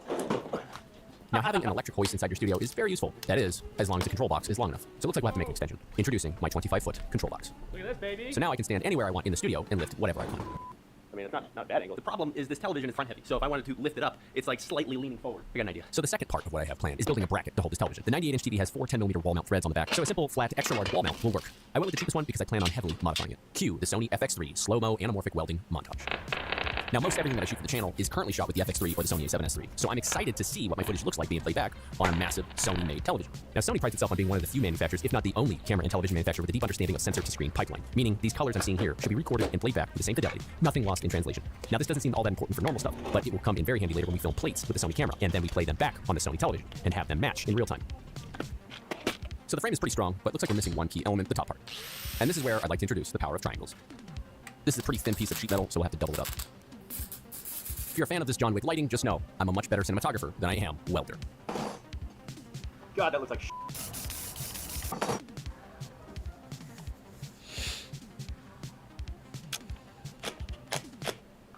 Now, the third part of the equation is power. The 98-inch Sony Bravia television will consume approximately 150 watts per hour, depending on what's on screen. So the DJI PowerStation 1000 will get us about 7 hours, give or take. That's plenty of recorded screen time. And at 29.2 pounds, it's a perfect solution to counterbalance the front tilting TV. Well, almost perfect. I'm repurposing a microphone stand presenter tray that we can make a shelf for my MacBook Pro and any peripherals all want to hang on the back.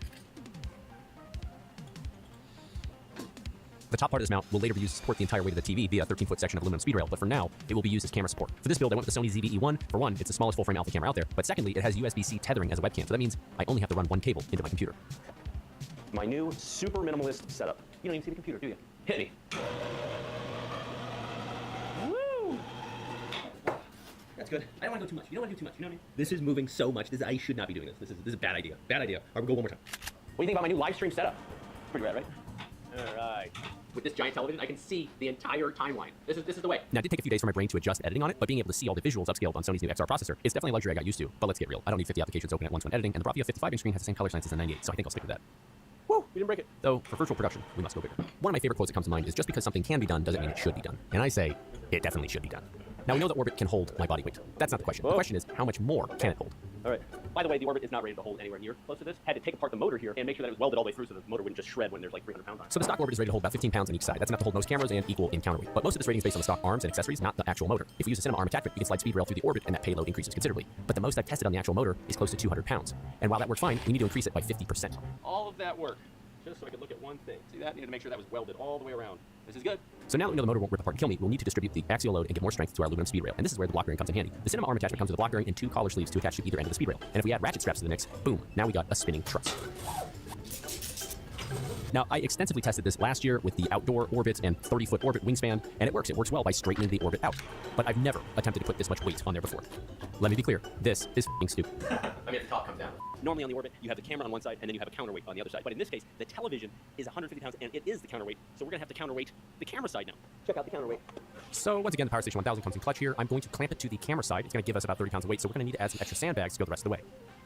The TV almost fills the entire frame at 24 millimeters. Now, the first thing we need to do is shoot a plate. Now, we can either shoot a plate using a time-lapse motor or an orbit, or we can build a plate in Unreal Engine or Blender. And this part is definitely a little tricky, so special thanks to my friend Honor, who built this virtual orbit rig in Unreal Engine. The results look a lot better than I was expecting. Now, in order for this to work for volume playback, the field of view, focus, and orbit speed of these plates need to match the A-cam. For example, this plate won't work too well because the focus is rendered out at infinity, and it won't make much sense if both I and this background are in sharp focus on final mix. If I were to do it again, I would stop this a bit. Another issue to address is the frame rate of the plates need to be played back at a higher frame rate than what the principal camera is recording, so that the motion is smooth and there's no possible frame jumps. You can see this here on this plate that was shot in playback at 24 frames per second. I learned this too late, after I already hung the damn TV. We have our regular camera here set to 50 millimeters. We're going to shoot it at a higher frame rate. We're going to shoot it at 60 frames per second because we're going to play it back at 60. Then when we reshoot it this way, we're going to be reshooting it at 24, so we should have more than enough frames. That makes sense to me. Does it make sense to you? Now's a good time to mention the Bravia TV comes with AirPlay, and it does work well for most circumstances, but for this setup, streaming 4K 60 frames per second with minimal compression, I will need to use something else, like a small media player to hook into the 4K 120 Hz HDMI port in the back. You need 120 Hz in order to play back 60 frames per second footage. This is so tricky looking at it in real life, because when I look at it, the television is moving, but the image is staying the same. What the hell? Now, this may look like a parlor trick, but this is actually a great test. Shoot a plate of a room and then screen it back in that same exact room. This way, you can see if the effect will work under the same exact lighting conditions. So I'm in my studio, but I'm also in my studio. Now, what's crazy is I could actually replace the background with any number of locations. This is actually a Kickstarter backer's bedroom. I put a blast out to several orbit owners to send me plates. I like this one. A nice big screen. I will say this is probably the biggest screen that you want to be editing on. Anything bigger than this is just a little bit unnecessary in my opinion. The critic in my brain says, why go through all this? Why hang a TV when you can have a much easier time hanging a portable green screen? And I think this episode is more of a proof of concept that maybe moving a volume along with a camera could be useful in some situations where building a super large volume is just infeasible. Now, the trickiest thing I've yet to overcome is the reflections on the screen. Now, this Sony television is already a matte finish, so reflections are minimized, but they're not zero. The only way to zero them out is to black out and try to rebuild the lights. You definitely need some more lighting. So now that everything's blacked out and using an Unreal Engine plate that's constructed with similar single source top lighting, we can start to see how this might actually work. Now, I did try a polarizer on the lens, and that did jack shit. But would a large sheet of polarizing film on the TV work? This is probably the best it's going to get without some... What the... Okay, so just in case it wasn't clear enough that this is a bad idea, I just heard a crack. The center pole, where I had welded it, like a couple years ago and I didn't know what I was doing, I don't think I welded it all the way through. I think I just tack welded it. It is just hanging on by like a little tiny piece of metal. Oh, yeah, you see right through it. That's the only thing holding this up right now. What if the way to make a more convincing, budget-friendly virtual production studio is to move the screen and the camera? Is this game-changing or just a parlor trick? Probably the latter, but I feel like for the first time since doing virtual production elements at home, it's starting to look more real. My God, this thing, definitely don't do this orbit with this load. It's like too much of a pain in the butt to take it all down only to fix the pole, so I'm gonna try to fix it while it's still hanging. So this isn't me throwing in the towel. This is me saying, there's something here. I have a few new ideas and a few problems to solve. Thank you, Sony, for believing in this project, and to be continued. As for the TV, it's going back on the wall. My wife will be thrilled. See you on the next one. The plan is to very carefully enclose it with some very strong pipe clamps and then put some bolts through it once that's secure.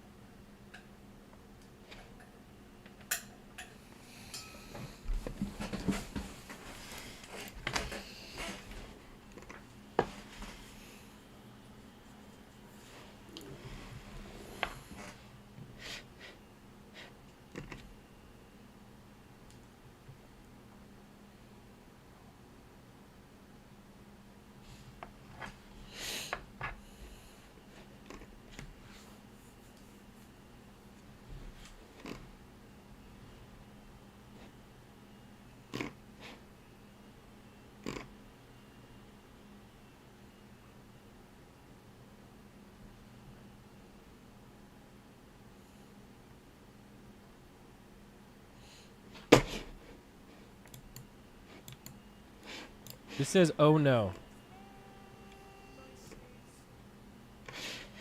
It's not me. I'm just matching the energy. You know what? You can farm girls. I'm gonna start farming guys. You know what? So I if you want me to start farming guys. Oh shit. I'm gonna like fly out people. Don't do that. I'll be poggo with them. Yeah, you want me to do that?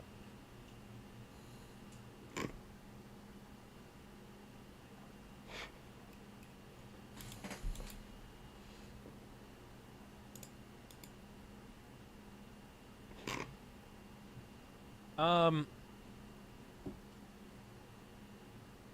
look at that smile. Jeez. I'm almost forgetting about what was she even talking about in this clip? I forgot already, man. What'd she even say? I don't even know what she said, man. I don't even remember. She's just... Oh, man, dude. Oh, Jesus. Oh, next post. Oh, God, not another one. If I'm being formed by a 34-year-old semi-black guy on Twitch, there's nothing you can do about that. It's too late. Are Filipinos crazy? What? What'd she say?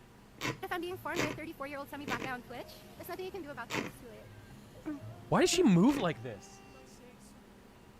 Why does she move like a cartoon character? It's kind of scary. Wait, do we know that she's not an AI? No, we do, because she was bleeding. She has a mark on her leg. Unless it's advanced AI.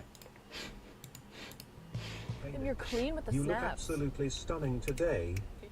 His song breath. I love Mr. Because we Thong. got a cramped up convoy rolling through the night, yeah. Chat, place your bets now for the February fight. Come on and watch this. Oh my god, I'm overheating. It's so funny, your foot looks like super long because it's like an ultra wide lens. No! Exactly Arthur, why didn't you tell me before? My foot looks long because of the wide angle. Oh my god, they see your foot. For free. I don't care if they see my foot. I don't like it long. Like, see, it's tell like me if super it looks duper wide. ugly. Ew. See, like, look how close I'm to the lens and Holy it still shows both shit. fingers. Wait, let me see my foot. Is this normal? Can you see it? Oh, it's hidden. Oh, it's the other, yeah, it's the other one.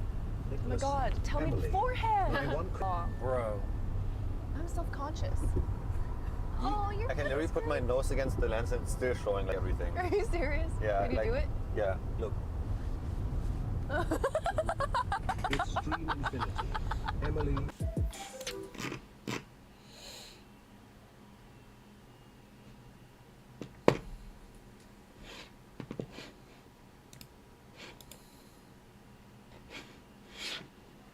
Oh my god. Guys, you ready for Catchy to come back round 2 though? Where the fuck is she, by the way? Why does it look like Hawaii? Is she getting hotter? I think so. Where is she? Prime. Thailand? Is this the life that she lives? Does she just go wherever she wants to go and just be on the beach drinking drinks? Is that what she does? Is that her life? No. Wait, oh. Rhymes. Look, Rhymes. Oh. Great. Hilarious. Those eyes are dangerous. She has to know what she's doing, right? With her eyes. Looking at the camera like that. Like, she has to know. Model dot, be careful, man. Is it weird, chat, that I kind of miss her? Is that weird? Like, it was really fun hanging out with her in public because, like, she was just, like... She was, like, so hot that, like, I'm telling you, me and her went out to dinner, lunch one day, right? And the waiter was like, wow, y'all look really good.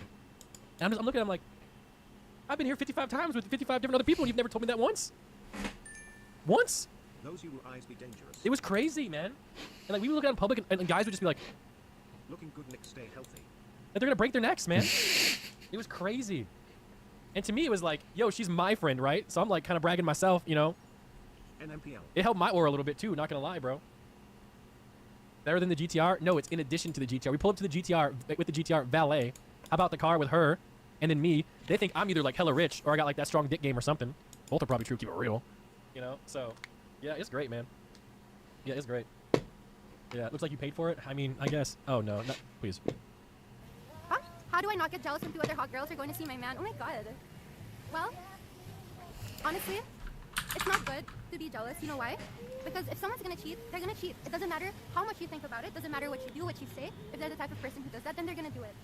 So might as well just focus on yourself, be the best version of yourself, and let them be. And if they do decide to cheat on you, if they do decide to choose someone else over you, then that's on them. It's their loss. They fumbled.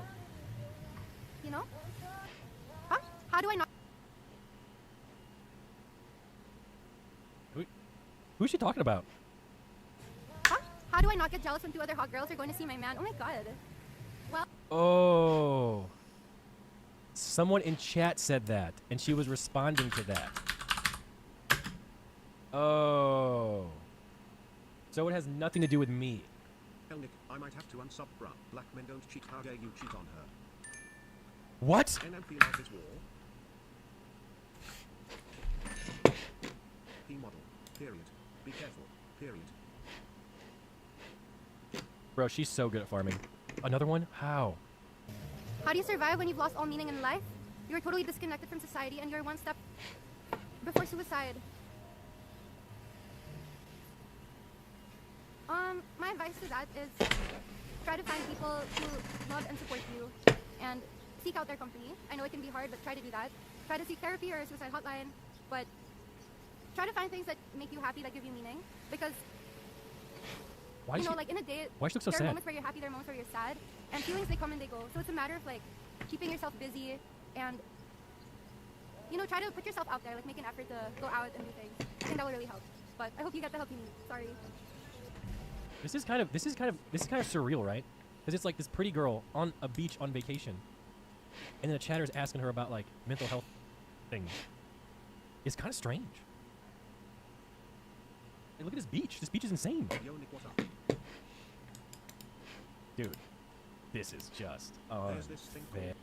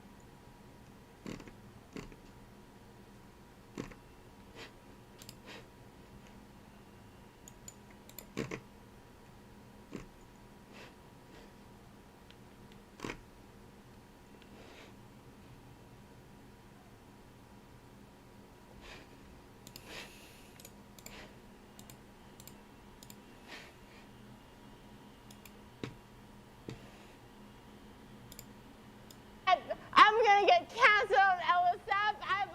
I've only been streaming for less than 3 months. I've already been canceled for the less than 3 hours because of this game. Speaking of which, contestant number 2, I love a good drink. Yeah. Sex on the beach, Long Island iced tea, and so on and so forth. If we were to go for a drink, where would you take me? What would we drink? Anywhere chat takes us. Anywhere chat takes us, we will go. But what kind of drink? If chat were not part of the equation, what kind of drink would you serve me? Okay. In general, I like clear liquor. So like vodka or tequila. But it depends. Also, it's always in-game, allegedly, because sponsors, please sponsor me. I've only been streaming for a month.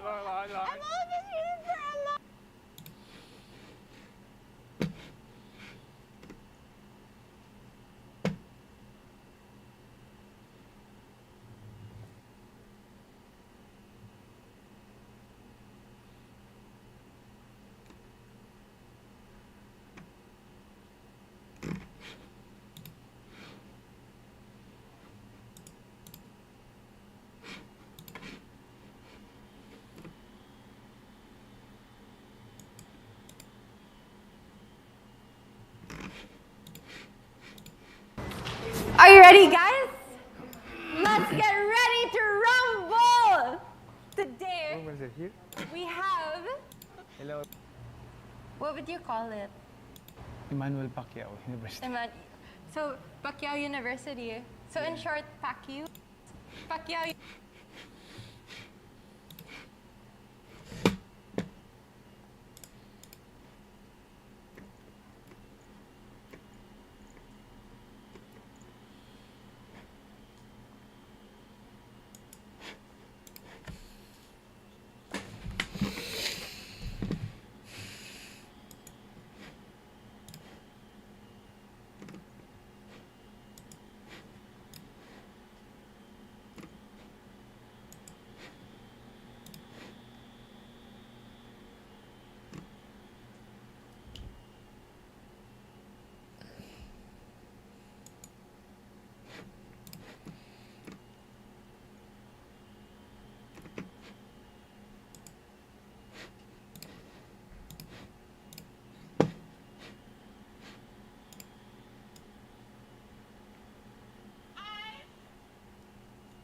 It's catchy. I'm flying to Austin, Texas in less than 2 days. I'm going to be in the next round of OTK's Top Streamer. I will be there on Thursday. I'm flying to Texas in less than 2 days. Bitch, I don't know how long I'm gonna be there, but I'm flying. No, dude.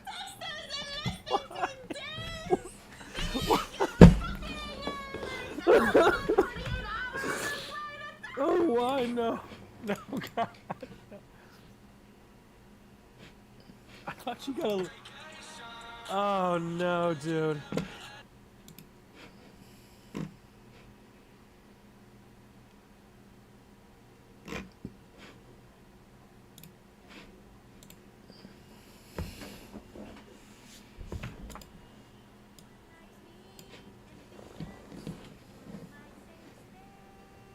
Well,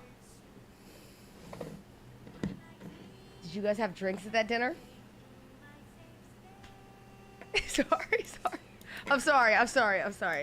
I'm just asking. I'm asking important questions. No, we gotta go to the kitchen. I need help here. I need Mr. Arthur's help. Yes. Mhm. We need to go to the kitchen. Uh-huh. Thanks for all the subscribers, by the way. I see everyone subbing. Actually, you know what, chat? I'm gonna sell a little bit here. 58.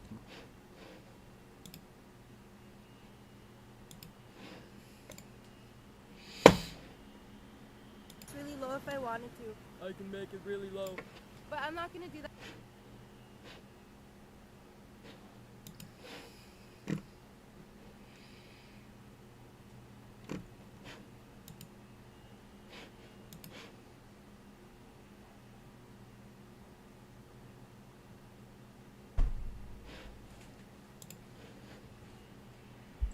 This day cannot get worse. It cannot get any worse. I'm about to end the stream, bro. Like.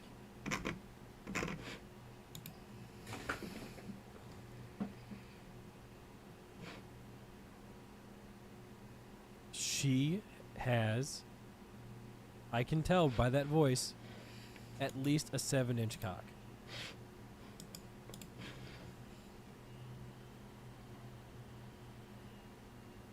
At least.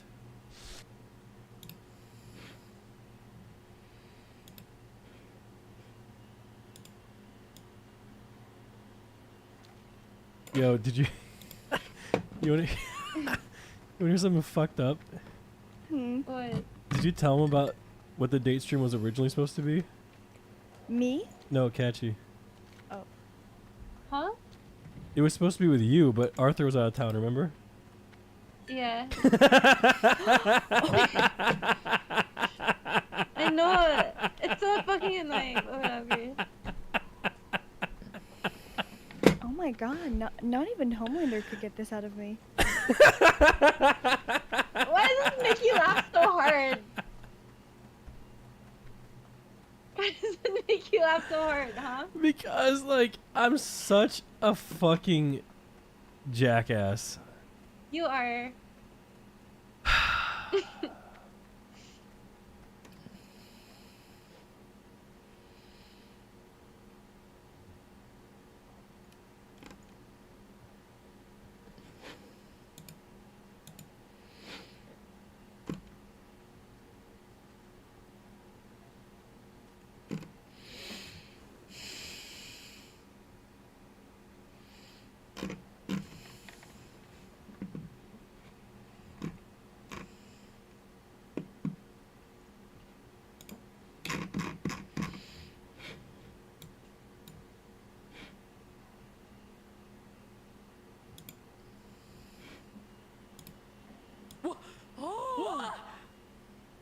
Oh my god.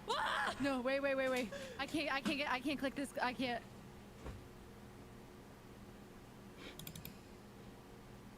What?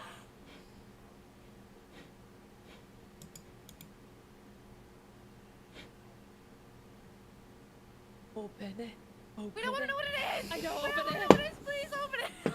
Is this dude trolling? I'm living vicariously through Nora right now. Does he have an infinite money glitch?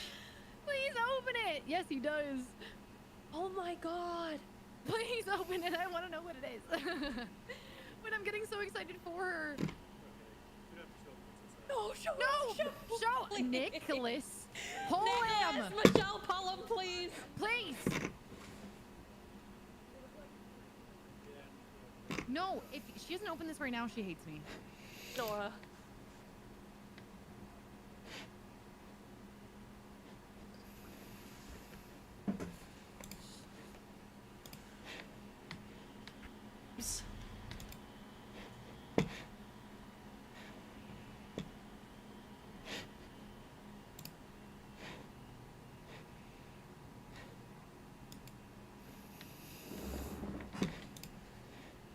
Crisis. Nick, you're going through a lot, man. Someone says, Nick, you're not that guy. You fumbled the first bag, and you're gonna fumble the second too. But who's the second? No, Kachi. Kachi, bro. Kachi. Nick, Kachi, say it. The thing is, someone's gonna fall in love with me. Eyes Keith Hay. It's gonna happen. Do you need me for anything else? Nothing tech related. Ooh. Nick, you're in love. You just don't know it. Yeah. Thank you. Bye. It was so nice meeting you. You guys are so sweet, and I hope maybe one day I can find something like that. Is that Nick's parents? Sunday? Better not be there.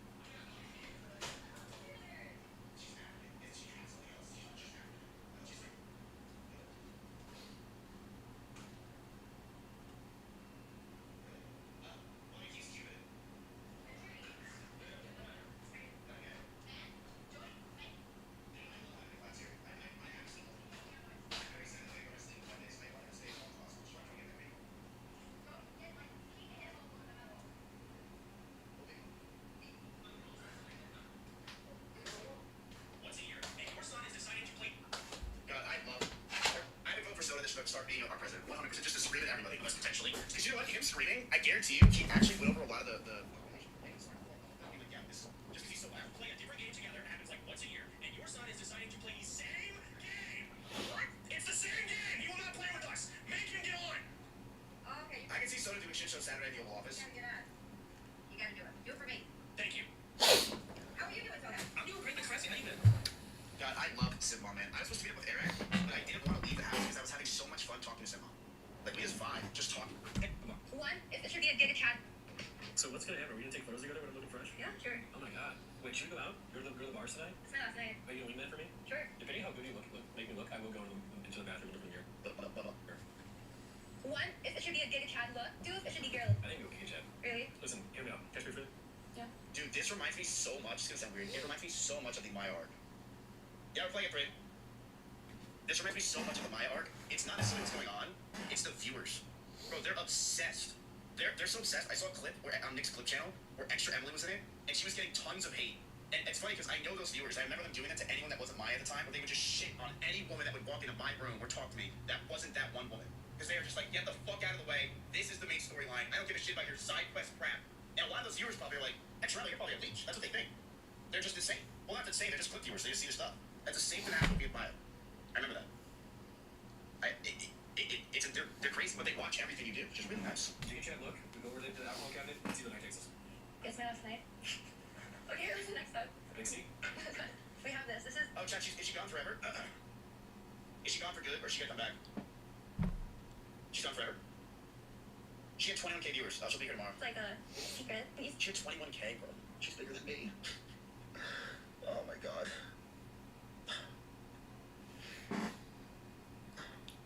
See how this beard has so many like bald spots, right? Look, watch. Look at that. I think I need to get a third clap in the garden to get my viewership to go up. Oh my god. You might have just unleashed the beast. You're making me hot. The real question is how you feel right now. What black? See, look before, after. I can hear you salivating. Shut up! Look, I just produced a lot of saliva. A little bit flustered, huh? Wait, why is that kind of being cute? Am I being Pago? I'm uncomfortable. Bro, he's kind of being cute. Like, I feel like he's kind of like a sedated state, as weird as it sounds. It feels like he's like cozy. He's very relaxed. He seems very mellow. You can tell she's not feeling it. What's her? You see that giant smile on her face? Looks like the one cat from Alice in Wonderland? Bro, you don't think she's feeling those 21,000 viewers? She's loving every second of this. What do you want about? You see all those question marks in chat? Those are all the obsessed viewers that are like, fuck you for ruining my timeline! How dare you! They got mad. Other people were just like, yeah, whatever. Those guys got mad. The question marks in chat. The fuck you. How dare you say she's not enjoying it? Yeah, I didn't have a clue too. See you both. Oh, good luck, Ray. Have fun. Hey, yeah.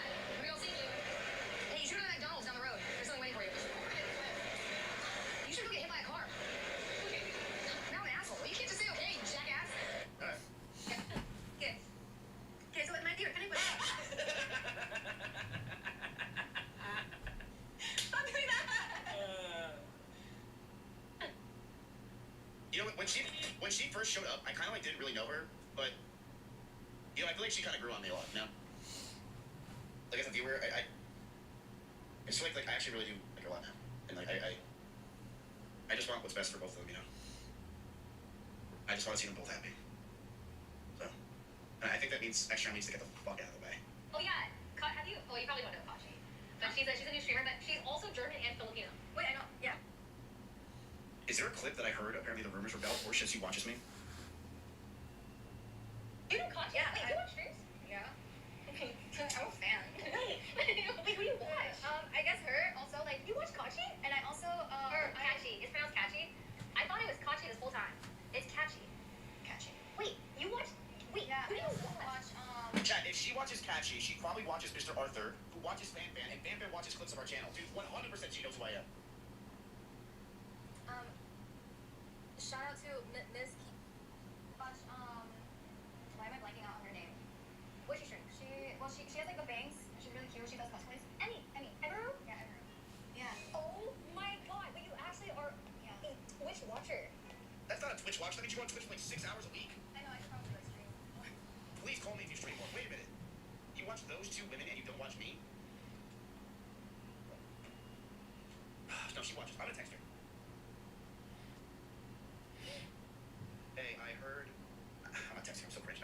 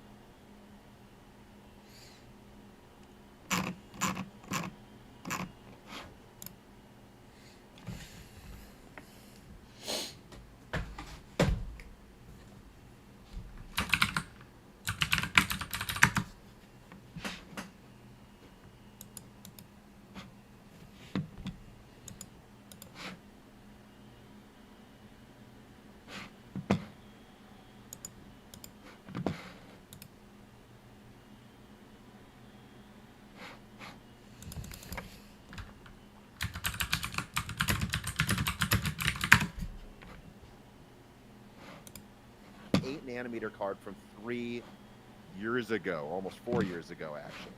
And so I think the first thing I would say is there are grounds for a lawsuit against Intel on this alone. All right, you can hear me. You can hear me. All right, all checks are good to go. It's an analysis or a leak at the beginning, something that I had to get through this week that couldn't wait to be its own video, just had to become part of the live stream. And then I start working through live chat questions and questions that were prepared for patrons. Like, I can remember a lot of those questions from patrons, but also, of course, you just want to put this down here. But ultimately, I'm just tired from this year, if I'm being entirely honest, actually. And I thought that this could just be part of the start of a great discussion. Zoom in here, make sure it's centered a little better. A year ago, but I have to cover them becoming the laptop, and also many are what's coming. It's true. It's correct. Intel, and I think it's in 2023, the Ultra Enthusiast, the B580 is struggling to firmly beat a 3060, which is an 8nm card from 3 years ago, almost 4 years ago, actually. Beat a 3060 Ultra Enthusiast graphics cards launching 23 to 2024. It does not matter what happens with Battlemage, people. Let's call a spade on this one. Intel said they would have Ultra Enthusiast graphics cards launching late 23 through 24. That has not happened. That is not going to happen. The B580 is struggling to firmly beat a 3060, which is an 8nm card from 3 years ago, almost 4 years ago, actually. And so I think the first thing I would say is there are grounds for a lawsuit against Intel on this alone. Intel's rushing out the B580, from what I hear, with basically no volume, because they have to pretend to investors that they met their roadmap. But if you actually look at their roadmap, they were saying Ultra Enthusiast launching through 23 through 24. 24 is almost over. There is no Enthusiast. Let's just call it. Those videos that I put out, correct. All right? No matter what these people here said. And I want to cover this too because I don't know where some people are getting their information. I think maybe there's just a ton of copium here. But you'll see people say stuff like, ARC is selling well right here, right? And then they miss that they have no market share. So again, we have to set the stage by getting the facts straight, because this isn't a channel that lies. This isn't a channel that lets emotion cloud our judgment to pretend the world is the way we want it to be, not the way it is. This type of stuff, I really think with Pat being fired and the implosion of Intel's earnings, record lows, the cope's got to stop people. Because I'm still, to this day, seeing so much copium being huffed by people. I don't know what to do, and I guess that's kind of what I'm here to dispel today. Because again, reporting the facts, not what we wish was true that isn't true. So let's get into this here. Now, when we actually talk about ARC and price performance, much like with the Alchemist launch, it's very distorted. And I just think these need to be in the back of your head here, all right? Right now, you can get an RTX, you can get an RTX 3060, it still has 12 gigabytes of RAM, just like the B580, for $260 right now.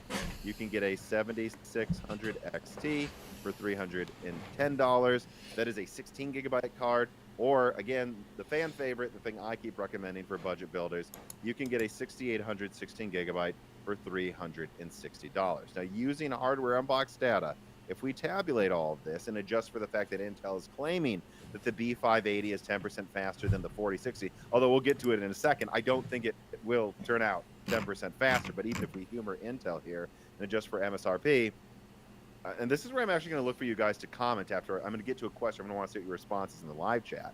But look, if you compare, again, assuming Intel's numbers aren't cherry-picked at all, which when has that ever been true? But if you compare the... Are you going to do Vegas on the way back? So, maybe. I was thinking that maybe I'll ask Catchy if she just wants to go to Vegas for like a week and we can do streams in Vegas. You know, just get real degenerate with it. I'm thinking about asking. Me, Arthur, and Catch could go there and we could just drive back. You know. We'll see, though. I'm thinking about it. Because, like, I really want to go to Vegas. I've been wanting to go for some time. I'm not being weird. I'm going to have to ask Catchy to walk on my back. I'm going to have to ask her. Because, actually, I'm going to ask her right now. Will you walk on my back in LA? My back is all fucked up. Please help. Without socks? I think it's better without socks for the grip. You know? He responded. He says, sure, with heels on, right? For what? What does that mean?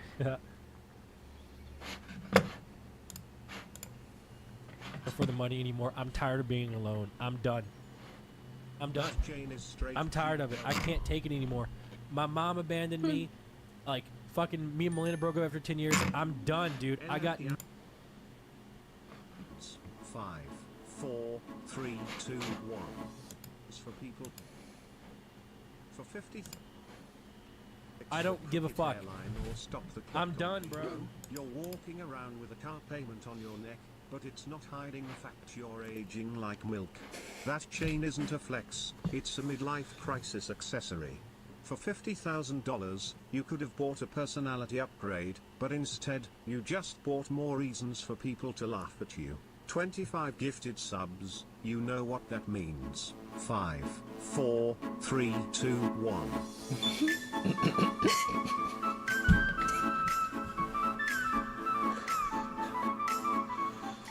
You know what? It's his money. If it makes him happy, then that's fine. Right? It's okay.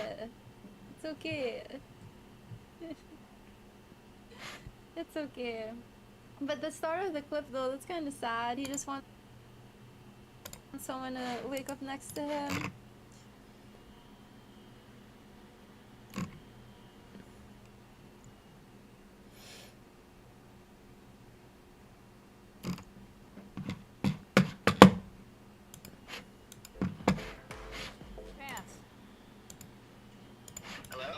on speaker. I'm live. Hi, who's that? Oh, look, I'm live. Okay, she'll be quiet. What's up? Would you or would you not fuck an Among Us character? Okay, yeah, my mom's still in the car. No, you're. So what's the next song we got here on this judo list?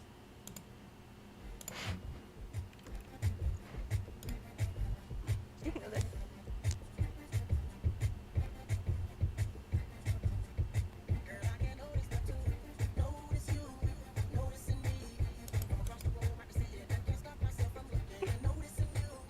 Noticing me.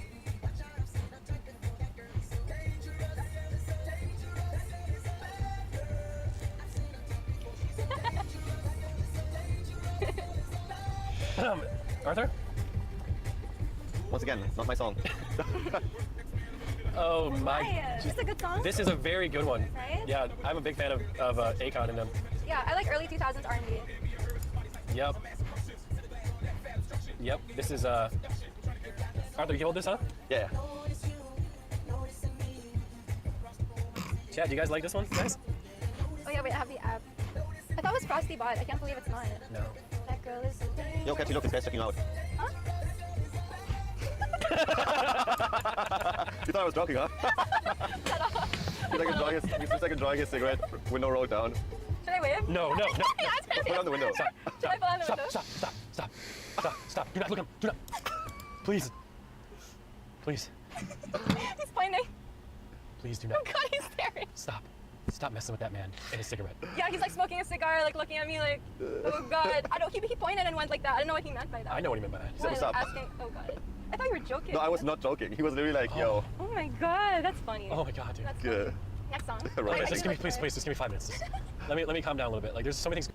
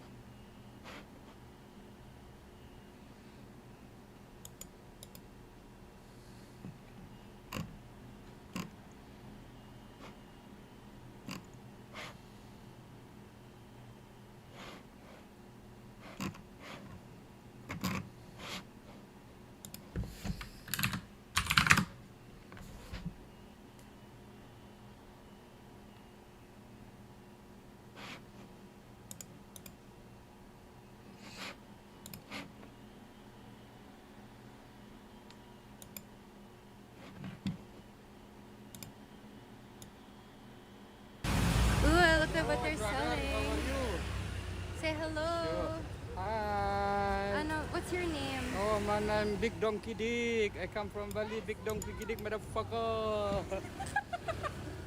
Big donkey D? Yes. Well, you have a big donkey D. Yeah, Big Donkey Dick. Where you from, guys?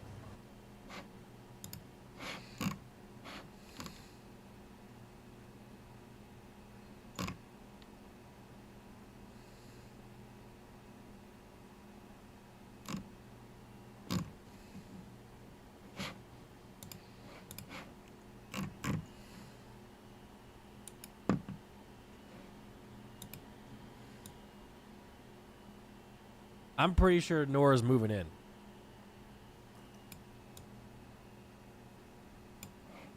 Wait, was that the surprise guest today?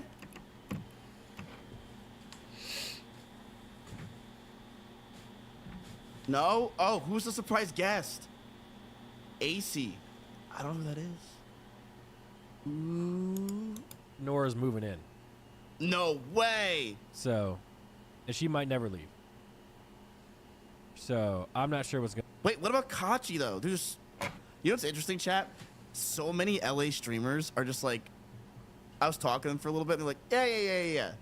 So what's really going on with Nick? And I'm like, what do you mean? They're like, okay, but like, what is real? What's really going on? Can you just tell us what's really happening? I'm like, I don't know what you're talking about, but what is really Nick going through? Like, what is he thinking? Is Kachi really a girl that he's dating?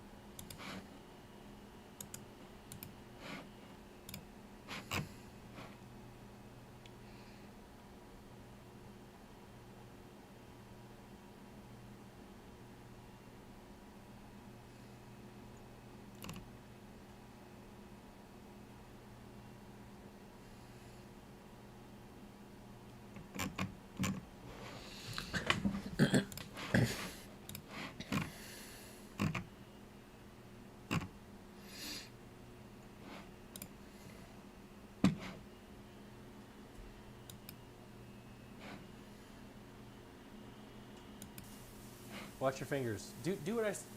There, the claw, right? Why does it have to be a claw? Because when you come... Stop. Stop. You're doing it again. I have to put your hand there. I have to touch you. Okay. No. Down, down, down.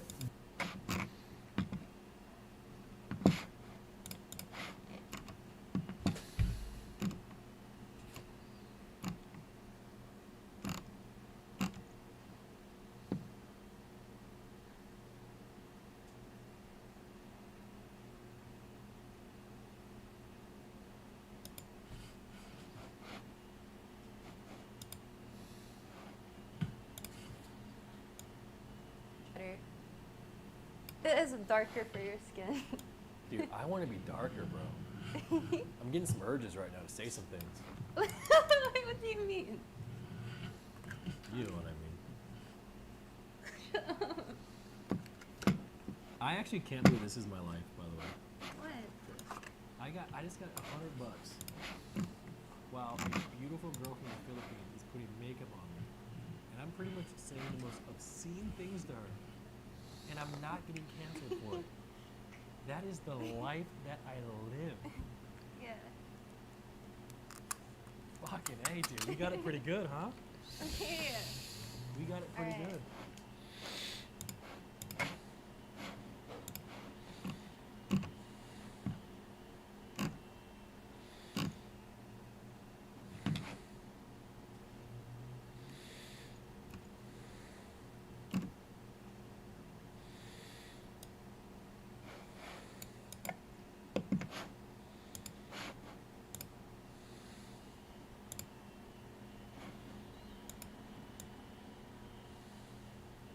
Is it TOS friendly?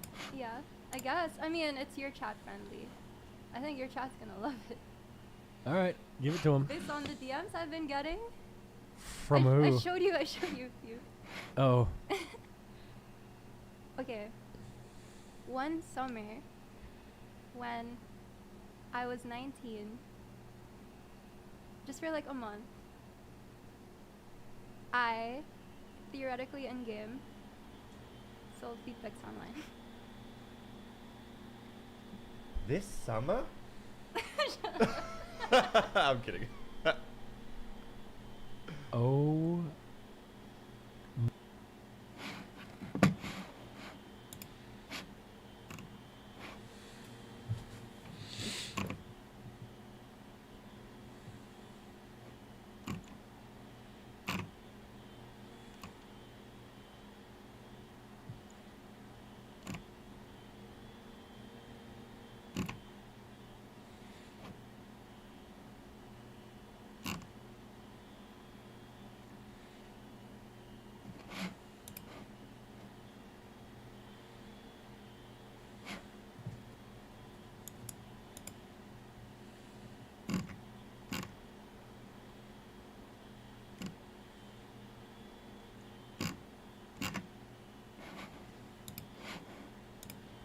I will say this.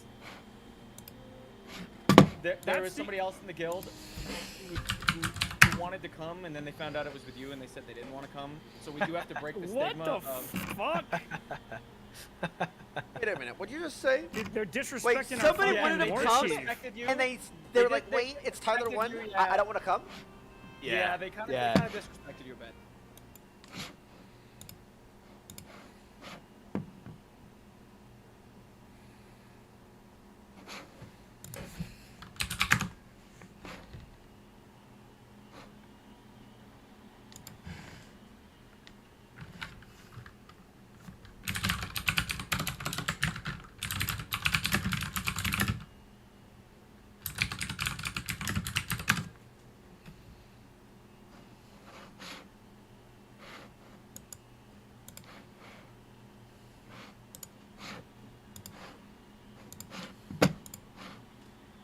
Hey everyone, I'm Nick from Coffee Before Arch, and in this episode of C++ Crash Course, we're going to be talking about ordered maps this time, as they're implemented in the C++ standard. The last time we looked at unordered maps, which are implemented with a hash table, and one of the things that we saw was that when we dumped the contents of that unordered map, we didn't have a guarantee of, as it implies, any kind of order of the different elements, be they, say, an integer as the key or a string as the key. In this case, right, so in ordered maps, and in order to use these, we just include map, right, so up here include map, and we'll go ahead and create a very simple one. We'll call it ordered map, and then we'll have a key that's an integer, and we'll have a value that's also an integer. Now we can insert into our ordered map in a similar fashion that we did the unordered map with this, array-like indexing. So here what we're saying is I'm going to create something or overwrite something with a key of 9 as an integer, and then I'll store a value of 9 times 9, or 81. Likewise, we'll do this with 4 and 1. And like we saw with the unordered map, we didn't have a guarantee that the first element in this map was going to be a 9, or the first element was going to be a 4, or the first element was going to be a 1. It could really be put wherever, depending on where the hashing function ends up putting that value. But in this case, with an ordered map, there's a series of comparisons that goes on that will put this in some order. Now in this case, with these integers, it'll put them in ascending order. So 1 will be first, key 4 will be second, key 9 will be last, right? So it does this. The sorting is based upon the key, not the value. Right? And so we'll go ahead and dump these key value pairs, and what we'll see is the order of key 1, followed by key 4, followed by key 9. But this doesn't just have to be, again, with integers. If we start comparing strings now, so we'll do a map called animals, and we'll use a string as a key and an integer as a value, and we'll go ahead and use a method similar as we did in the unordered map example with make pair. Now in this case, we'll go ahead and insert, again, we'll insert zebra first, then we'll insert baboon second, and aardvark third, and this will actually sort it lexicographically, meaning basically alphabetically. So what we'll see when we dump this down here at the very bottom, where we do the same kind of animals.begin, iterator is not equal to animals.end, and as a reminder, animals.end is an iterator that points to one past the last element in the map, so that's an invalid value. Right, and then we go ahead and increment the iterator. Right, so what we'll see is we'll get this in alphabetical order. So we should see aardvark first, baboon second, and zebra third, even though we inserted them in the reverse order. Right, and this is because, again, so ordered maps have some kind of order, and they do this compare operation when something gets inserted. Right, so let's see how this looks when we run the program. So let's go ahead and do g++-o map, and then map.cpp. We'll go ahead and use the C++11 standard. So dash standard equals C++11. Right, and then we can go ahead and run map. And so what we see is that even though we inserted element 9 first, we're guaranteed to get this in this order, right? So in ascending order, so 1, 4, 9.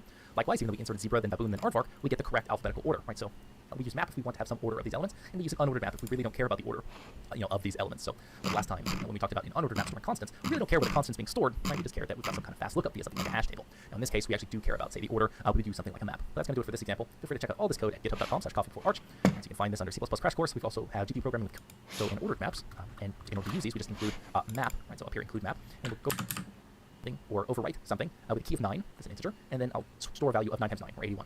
Likewise, we'll do this with 4 and 1. And like we saw with the unordered map, we didn't have a guarantee that the first element in this map was going to be a 9, or the first element was going to be a 4, or the first element was going to be a 1. It could really be put wherever, depending on where the hashing function ends up putting that value. But in this case, with an ordered map, there's a series of comparisons that goes on that will put this in some order. Now in this case, with these integers, it'll put them in ascending order. So 1 will be first, key 4 will be second, key 9 will be last, right? So it does this. The sorting is based upon the key, not the value. Right? And so we'll go ahead and dump these key value pairs, and what we'll see is the order of key 1, followed by key 4, followed by key 9. But this doesn't just have to be, again, with integers. If we start comparing strings now, so we'll do a map called animals, and we'll use a string as a key and an integer as a value, and we'll go ahead and use a method similar as we did in the unordered map example with make pair. Now in this case, we'll go ahead and insert, again, we'll insert zebra first. As a reminder, animals.end is an iterator. See how this looks when we run the program. So let's go ahead and do g++-o map, and then map.cpp. We'll go ahead and use the C++11 standard. So dash standard equals C++11. Right, and then we can go ahead and run map. And so what we see is that even though we inserted element 9 first, we're guaranteed to get this in this order, right? So in ascending order, so 1, 4, 9. Likewise, even though we inserted zebra, then baboon, then aardvark. Hello, and welcome to the next session of my webinar on standard C++ template library by example. Today, we'll be turning our attention to yet another type of ordered associative container, the map, as well as its sibling, the multi-map. We'll talk about how to use the maps and walk through some very interesting examples that demonstrate their structure and their functionality. So let's go ahead first and take a Welcome to the Copper Spice YouTube channel, and thanks for joining us. In this video, we are going to talk about map containers and how to select the correct one. A guide to maps. In order to understand and ultimately select the best map container for a given application or use case, it is important to know our options. This involves looking at the data structures they use internally. We will do this by taking a brief look at binary trees and hash tables. Although the standard library does not currently provide a flat map container, there are several existing implementations. Any discussion about map containers should also include flat map as one of the options.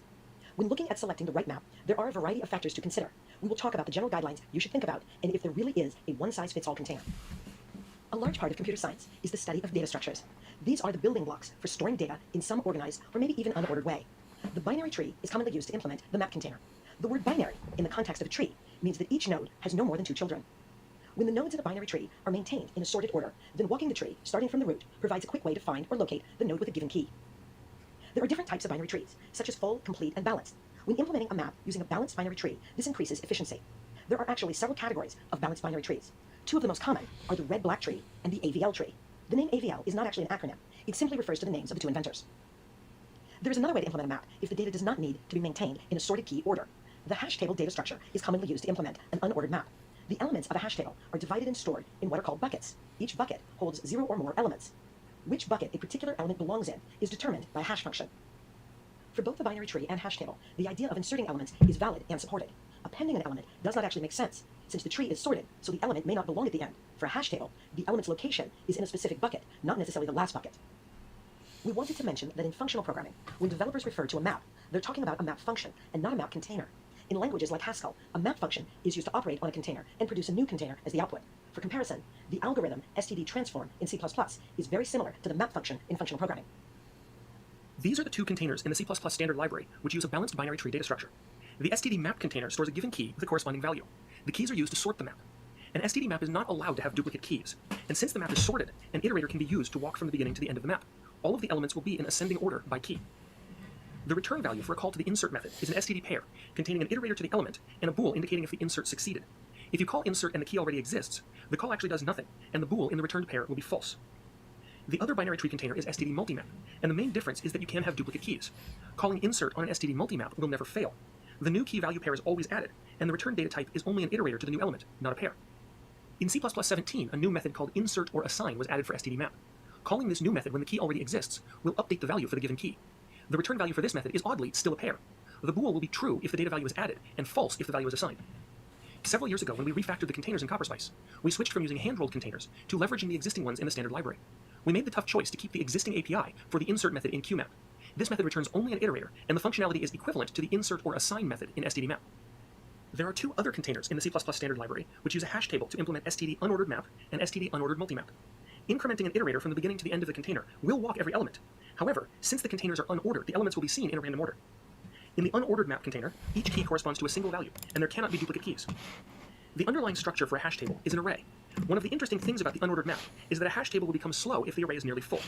The load factor method can be used to query the data structure and find out how full the array currently is. Normally this will not be required, since the hash table will grow automatically. The std unordered multimap is very similar, except this container allows duplicate keys. If you have an unordered multimap with a large number of duplicate keys, this container may not be a good choice. Every duplicate key will cause a hash collision and slow down all the operations. Both the std unordered multimap and std multimap containers have a method called equal range. This method returns a pair of iterators, so you can efficiently access all match.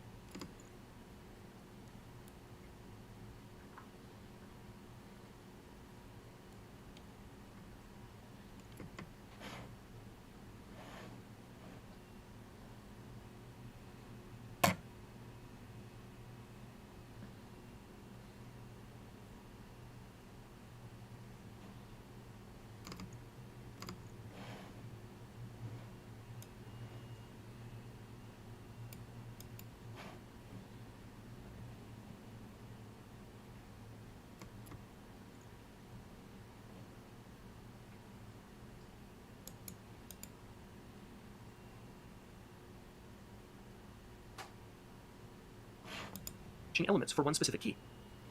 There is one other map container we want to mention, although it is not currently part of the C++ standard library. It is called flatmap, and it is usually implemented using a vector data structure, where the t, or the element type, is a pair.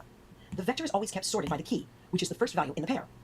Most implementations of a flat map will have an API which is very similar to stdmap. The reason this map is attractive has to do with the speed and low memory consumption. When your dataset is quite small, usually below a few hundred elements, the flat map container can be very fast. There is no memory overhead, since there is no need to store.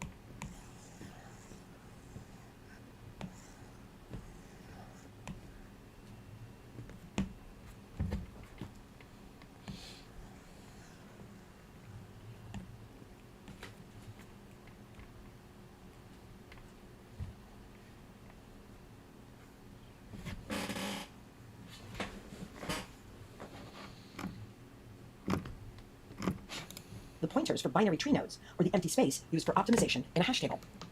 There are several different C++ implementations of FlatMap in third-party libraries. The FlatMap container in the Boost libraries has been available since 2011. This implementation is somewhat awkward since it still supports pre-2011 compilers. We added the QFlatMap class to CopperSpice to support our documentation application. As DoxyPress is parsing the source code, it needs to store a small number of attributes for each class or function. Storing this data in multiple small flat maps turned out to be very efficient and easy to understand. The alternative would be a massive map which has a compound key, and this would be complicated to implement.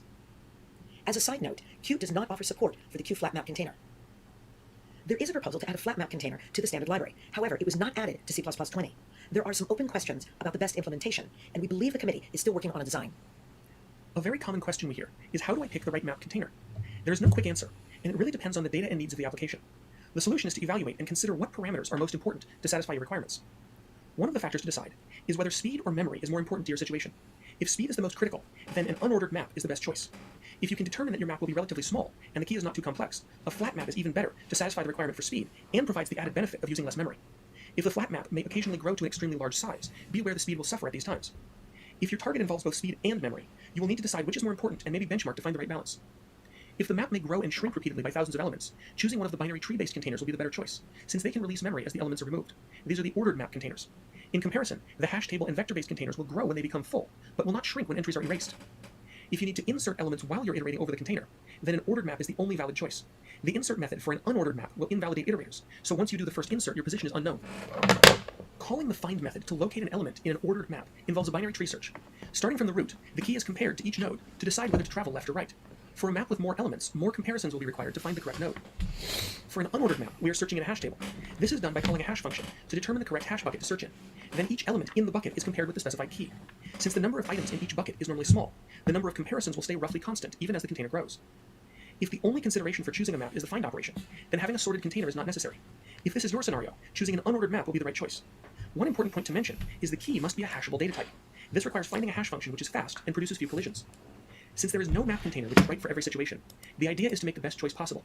Since the API is very similar between the map containers, be willing to experiment and see if choosing a different map will improve the performance of your application. For more information about the CopperSpice project, please visit our website at www.copperspice.com. Thanks for watching. We hope you found the content.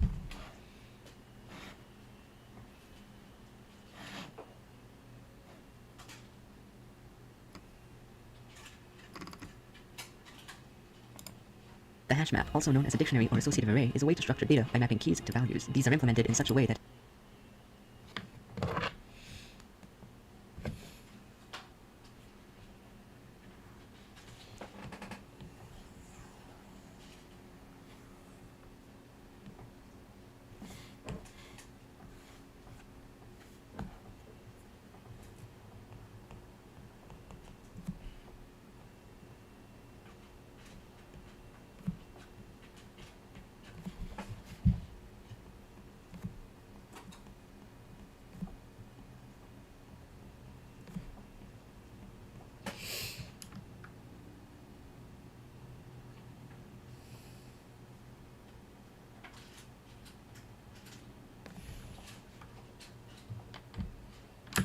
any interaction is blazingly fast. Instead,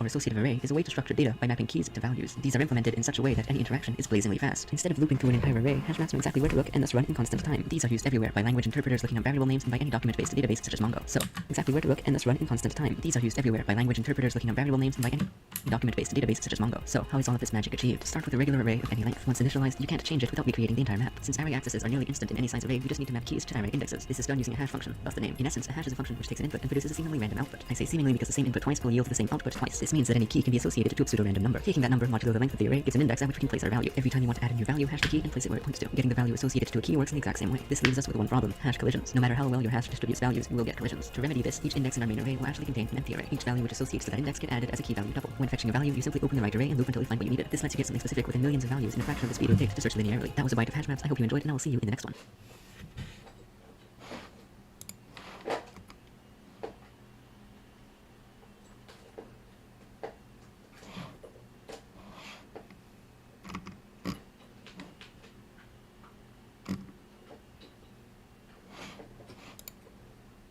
I'm Gail McDowell, author of Practice Study Interview. Today's topic is one that you really don't want to miss: hash tables. A hash table is possibly the most useful data structure for interview questions. Comes up all the time, both in interviews and in real life. In fact, one technique I often tell people is just, for any problem, have hash tables at the top of your mind as a possible technique to solve the problem. So let's talk a bit about what a hash table is. At a high level, a hash table is a key value lookup. So it gives you a way of, given a key, associating a value with it for very, very quick lookups. So suppose you had some situation where you needed to associate somebody's name with some set of information about them. A hash table would be the perfect solution for this problem because you can just put this into the hash table and then you can say, okay, give me the data associated with Mary, and then boom, you can get that information immediately. So in a hash table, the key as well as the value can be basically any type of data structure. A string is often used, but it could be a circle, a square, a person, pretty much anything as long as you have a hash function. So what does that mean? Well, let's turn to the implementation to talk about that. So at a high level, we do want to store the objects in an array. So let's picture that. But how do we actually jump from a string to a particular index in the array? Well, that's what a hash function does. So a hash function takes in a string, converts it to some sort of integer, and then remaps that integer into an index into that array. And then that's where we can find the person we're looking for. So it's important to understand that the hash code is not actually the index in this array. We map actually from the key to the hash code and then over to the index. And one of the reasons for this is that the array that actually stores the data from the hash table might be much, much smaller than all the available potential hash.